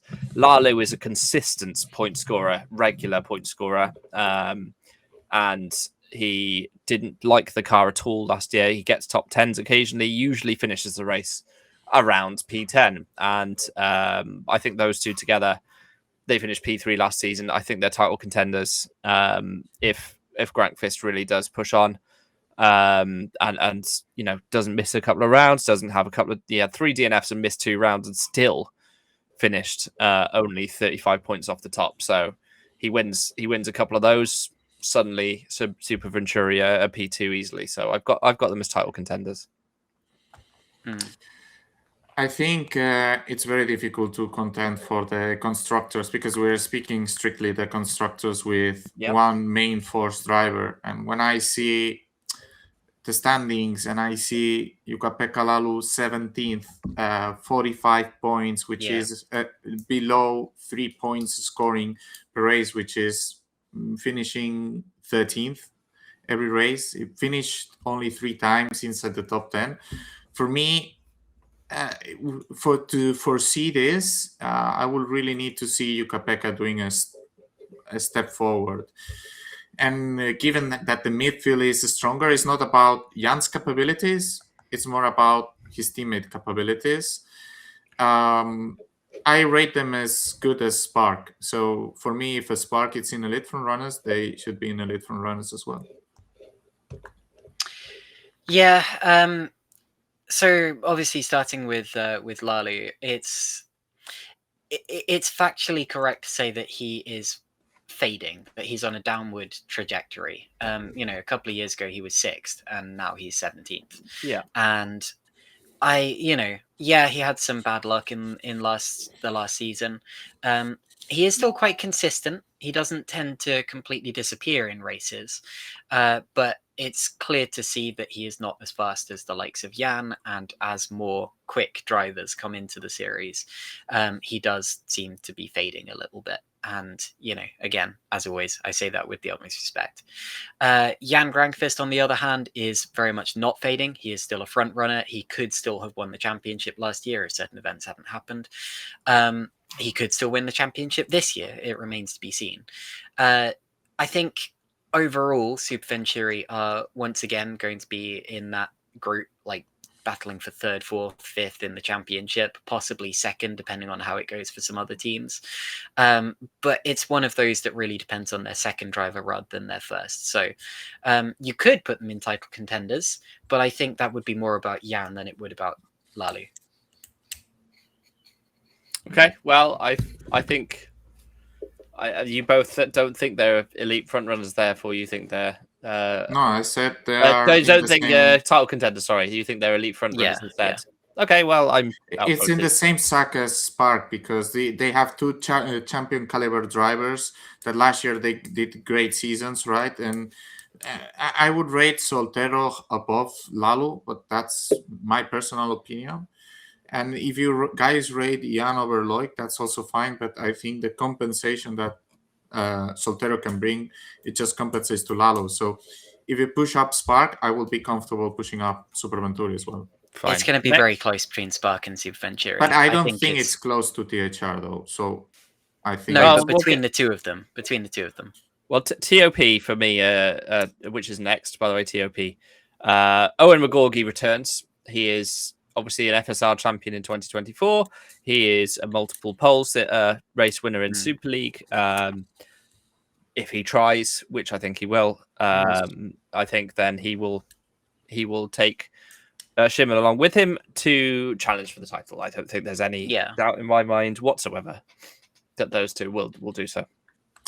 I think is the main fighter to THR, I would say, in the constructors, for sure. The THR is still the favorite, right? That's no doubt. 3 championships in a row are no no luck. So yeah, I think they are the underdogs to take it, but they have the chance to do it. Yeah, so Owen, we interviewed Owen in the preseason test, and he came across as someone who wasn't really going to take it particularly seriously. He's very much, he'll give you the impression that like, yeah, I'm here for the laughs. I'll give it a go for like 2 races, and then who cares what happens other than that. He's lying.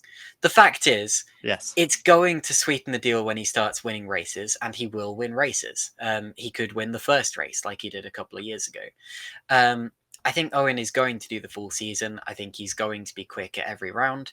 And I think Shimon as well, being, a race winner from last season and a man who could have won more races had they gone slightly more his way. They've got to be title contenders. They have to be. I would say, while I said HRT would be third and Super Venturi and Lunark and, and Spark would be fighting for fourth, fifth, etc. TOP a second. Yeah, I concur. Yeah, 100%. And then finally, THR. I'll let someone else start with THR, but it's unchanged lineup for this season. And these two, and Remco has put them immediately in development teams as they belong. Oh, and Carlos has put them in development team. Well, I guess we're agreed. Moving on. Clip it.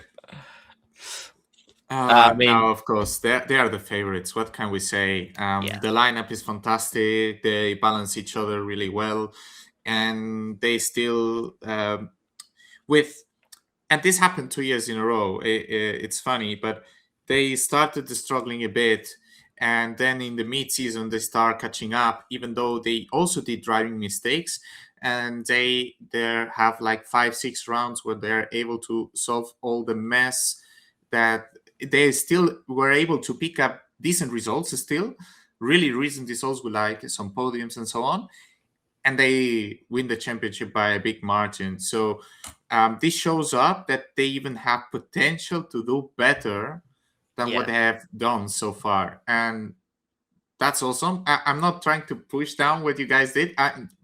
The other way, I'm just pushing up what you guys did, and they are favorites. If they don't win 11 races this year, they're just Toby's fault, to be honest. It'll be Yannick's fault, honestly. Yeah. So the Drivers' Championship this year is completely up in the air, very unpredictable. I think I think there, without meaning to excite all the kids in the audience, I think there are 6 or 7 drivers who could win this championship. Who are they? I could name them. As for the teams, I'm afraid I think it is a lot more one-sided. I am fairly confident that THR are going to be champions this year, and I think the only question is by how much.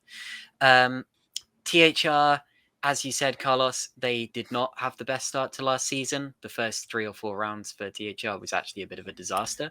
And yet they still ended up wrapping up the championship several rounds early. It means to me that even if that poor streak of results went on for another couple of races, they still would have won the championship. And it means you have so much wiggle room to play with. Jarl is a generational talent. He is possibly the favorite to win the title this year. Tom is possibly one of the favorites to win the title every year.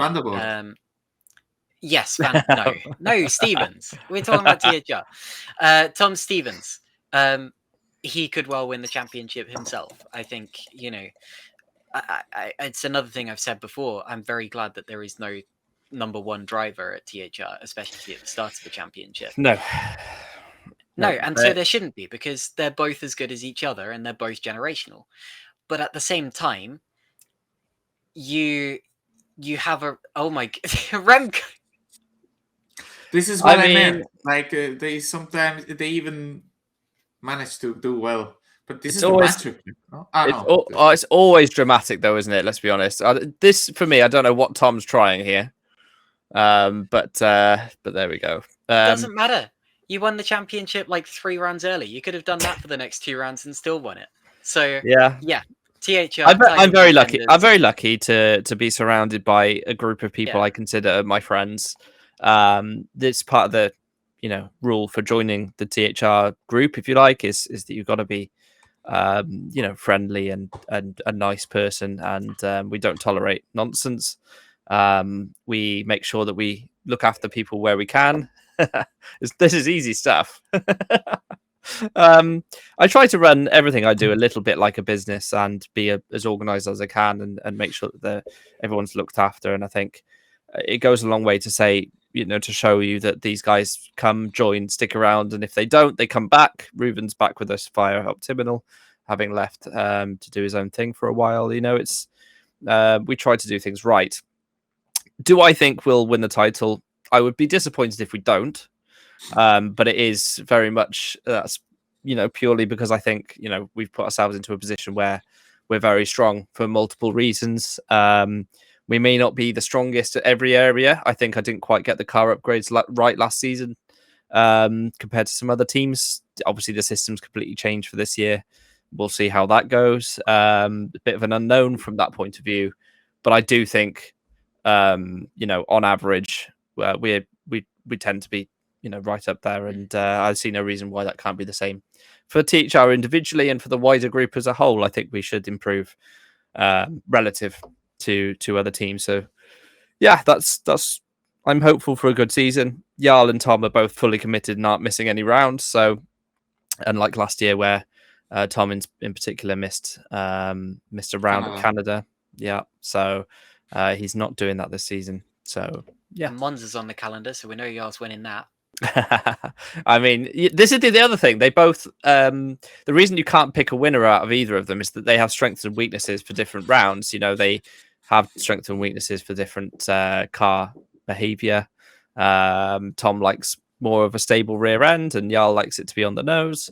So there's always a little bit of a compromise between the two, and you do get as a result at traction tracks, Tom does better, such as Hungary, and at tracks that are more likely to wear the front, such as Silverstone, Jarl tends to do a bit better. So yeah, it's a nice balance. You get different angles, and they really work well together as a team, and we have a lot of fun. And that's the important thing.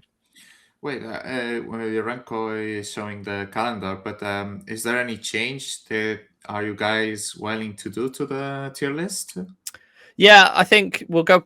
Obviously, we were talking about different tracks just then with who has capabilities for what. But yeah, I think looking at it, I do feel that Dreig will finish above Red Archer, Lion, and Adonis.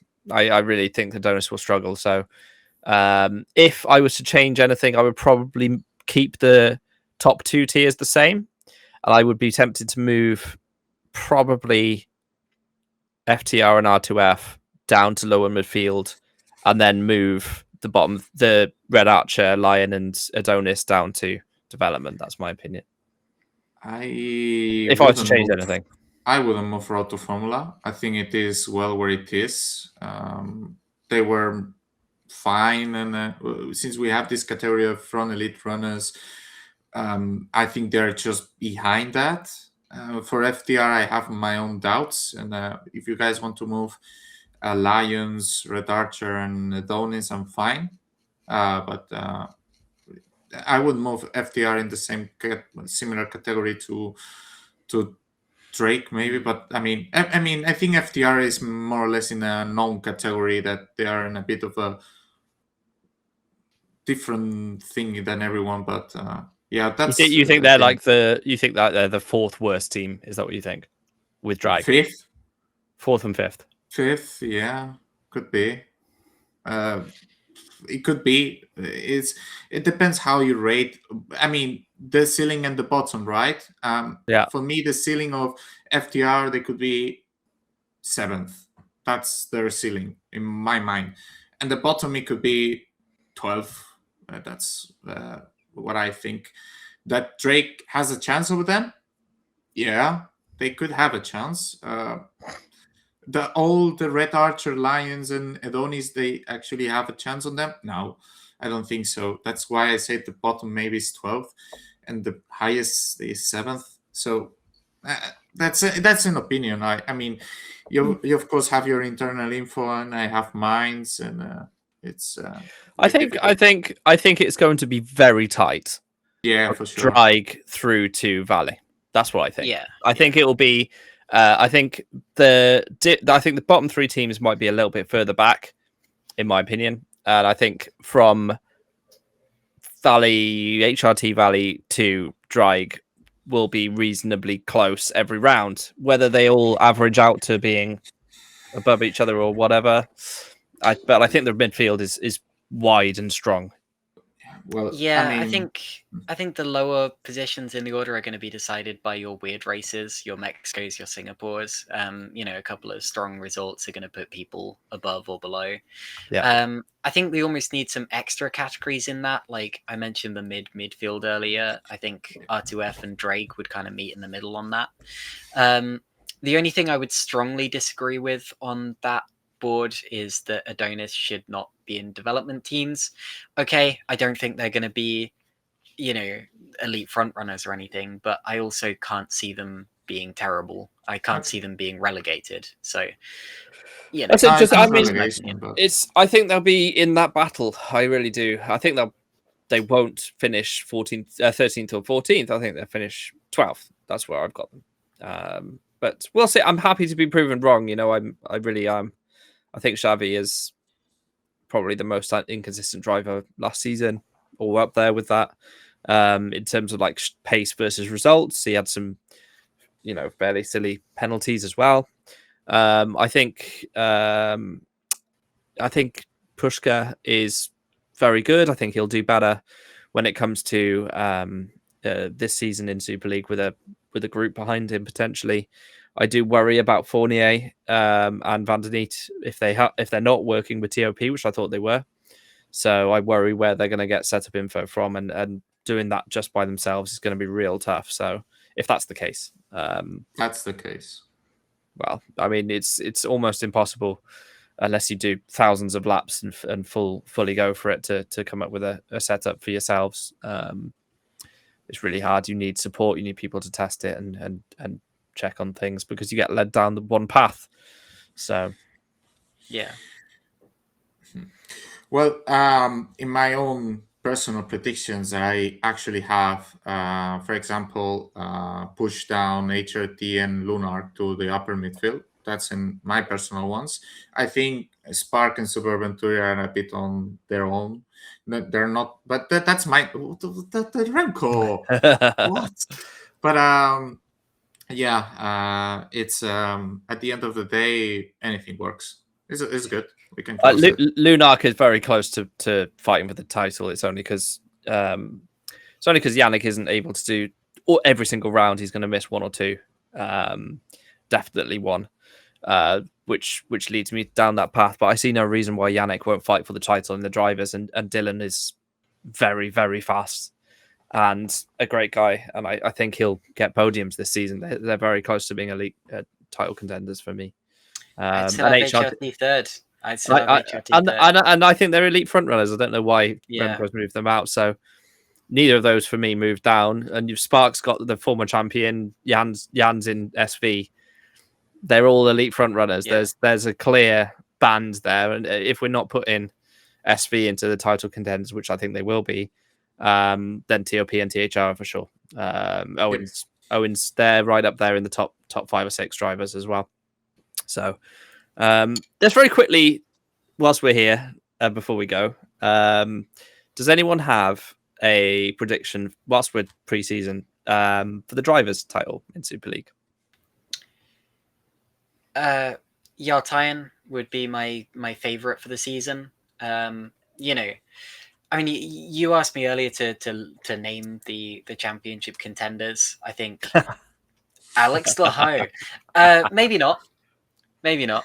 No, my championship contenders this year would be, as I said, Yartayan, Tom Stevens, Owen McGorgy, Jan Grankvist, Loic Mounier. So we're already up to 5. And, you can mention the whole grid as well, Kaylin. You're supposed to mention one. No. I'm saying those are the contenders. Yes, my pick would be Tyan.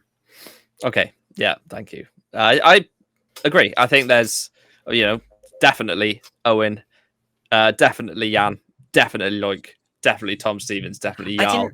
I didn't even mention Yannick Bock. Yannick would definitely be up Yannick Bock. Those are my 6, and then just behind that, I would put Winnick and Carlos Martin, and so on. So as Prelic, those 3 probably are just behind those top 6 for me. Yeah.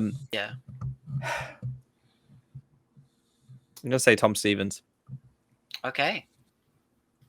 Just Carlos? I don't know. Maggio. If you couldn't pick yourself, Maggio. I mean, he's quick. He's quick, and if he finishes races and his internet is fixed, then he's gonna surprise people. And I understand why Valley is for you is potentially elite front runners. I will review that mid-season. Depends on how it goes. I mean, he's not the most likely, of course. I given it a proper thoughts. Like, I don't want to say anyone from the people I work at, because they are trash. I won all the I won all the race sims so far. So well, say yourself then. No, because I don't have the capabilities. Neither you, Caitlin, or you, Toby, think it. So it's fine. But I told you you're going to win at least one race. The man who says it could mean multiple. The man who says that he's terrible and always undersells himself is hurt because we've said he's not top 6. Yeah. No. But on a positive note, I think if I have to bet my money when Maggio could win the championship, I think this could be one of the years. I have a lot of faith with him. Sometimes he is a bit of a D word, but I forgive him. We get along well. Sometimes we had some strong words in Spanish, but it's part of the heat of the moment. But I respect him. Genuinely, you're saying Maggio? Yeah.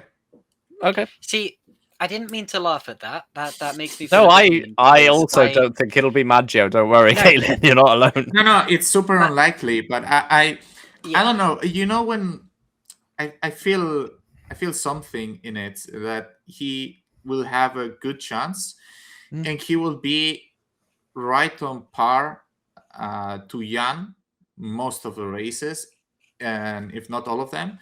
And that makes me think that he has a chance. And just to say, yeah, of course, Jan has more chances, Jarl has more chances, Tom has more chances.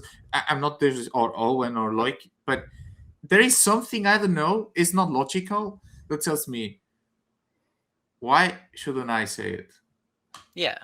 I mean, to be fair, sorry, just quickly, Caitlin, to be fair, none of us had Mounier at the start of last season, did we? I was just going to say that, Toby. One of the reasons I was going to say it's not going to be Maggio is because he's never won a race in Super League. However, this time last year, neither had Mounier. And if you'd asked me to list off the championship contenders that I expected last season, I would have listed maybe 4 or 5 drivers, and none of them would have been Loic Mounier. Exactly.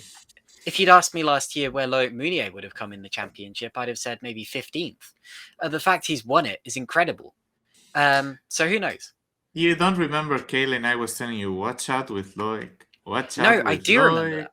Watch I out. do remember that. Yeah, but then but Caitlin had Maggio and Valley doing very well, and they definitely have the possibilities to do so. So Toby, you don't understand. Someone has to jinx Vale, okay? This year is gonna be me. All right. Well, I love the complete 180 that we've taken over the course of a year. It's brilliant. Look, I think it's clear that we have some idea of what we're doing, but not a full idea. So hopefully we've got it fairly close. Let us know what you guys think. We've tried the best we can. Carlos, is there anything else you wanted to mention? Well, please follow GPVWC on YouTube and all the social media. We really can't wait to have you on the broadcasts. This year, it will be with great commentary boxes that they are changing for this year. We'll have Toby with Alex Folks in the Superlights commentating team, and Kaylin with Ross McIntyre. And please support them, and to the broadcast cameras with Remco and Fabian, which are forgotten most of the times in the compliments, and they deserve as much. So yeah, please give them support, and to please don't take this any too serious, because at the end we are a community to enjoy, to embrace everyone, and to enjoy at the end GPVWC day with some drinks. I just hope this year it's in Spain. I'm already starting my campaign. I'll have to get a new cardboard cutout person to come. Yeah, I think one other thing to mention as well is we've done quite a bit of work over the winter to try and bring some partners on board. And if anyone's watching and they want to get involved, just message me on Discord. We are very grateful for MV Concepts and displaying their banners around the track for their support this season as a partner. And that absolutely can happen. If you have a business in mind, or you work for someone, or you have a link or whatever, just let me know and we can sort something out. Caitlin, any final words before we my apologies. I'm really looking forward to this season. I think if I had to give a shout out to anyone before the end of this broadcast, it would be Alex Folks. Honestly, having seen the new cars in action, albeit briefly, I think they look spectacular. They drive wonderfully. I haven't driven one, but they look like they drive wonderfully. Yeah. And I'm enjoying hearing the feedback from the drivers. And it's also so good to have an up-to-date Formula One car. Over the last few regulation changes, we've always been a year behind, We only got... we've always been about a year behind. And even if, the last time I remember having a big regulation change where we were up to date on the cars was 2017.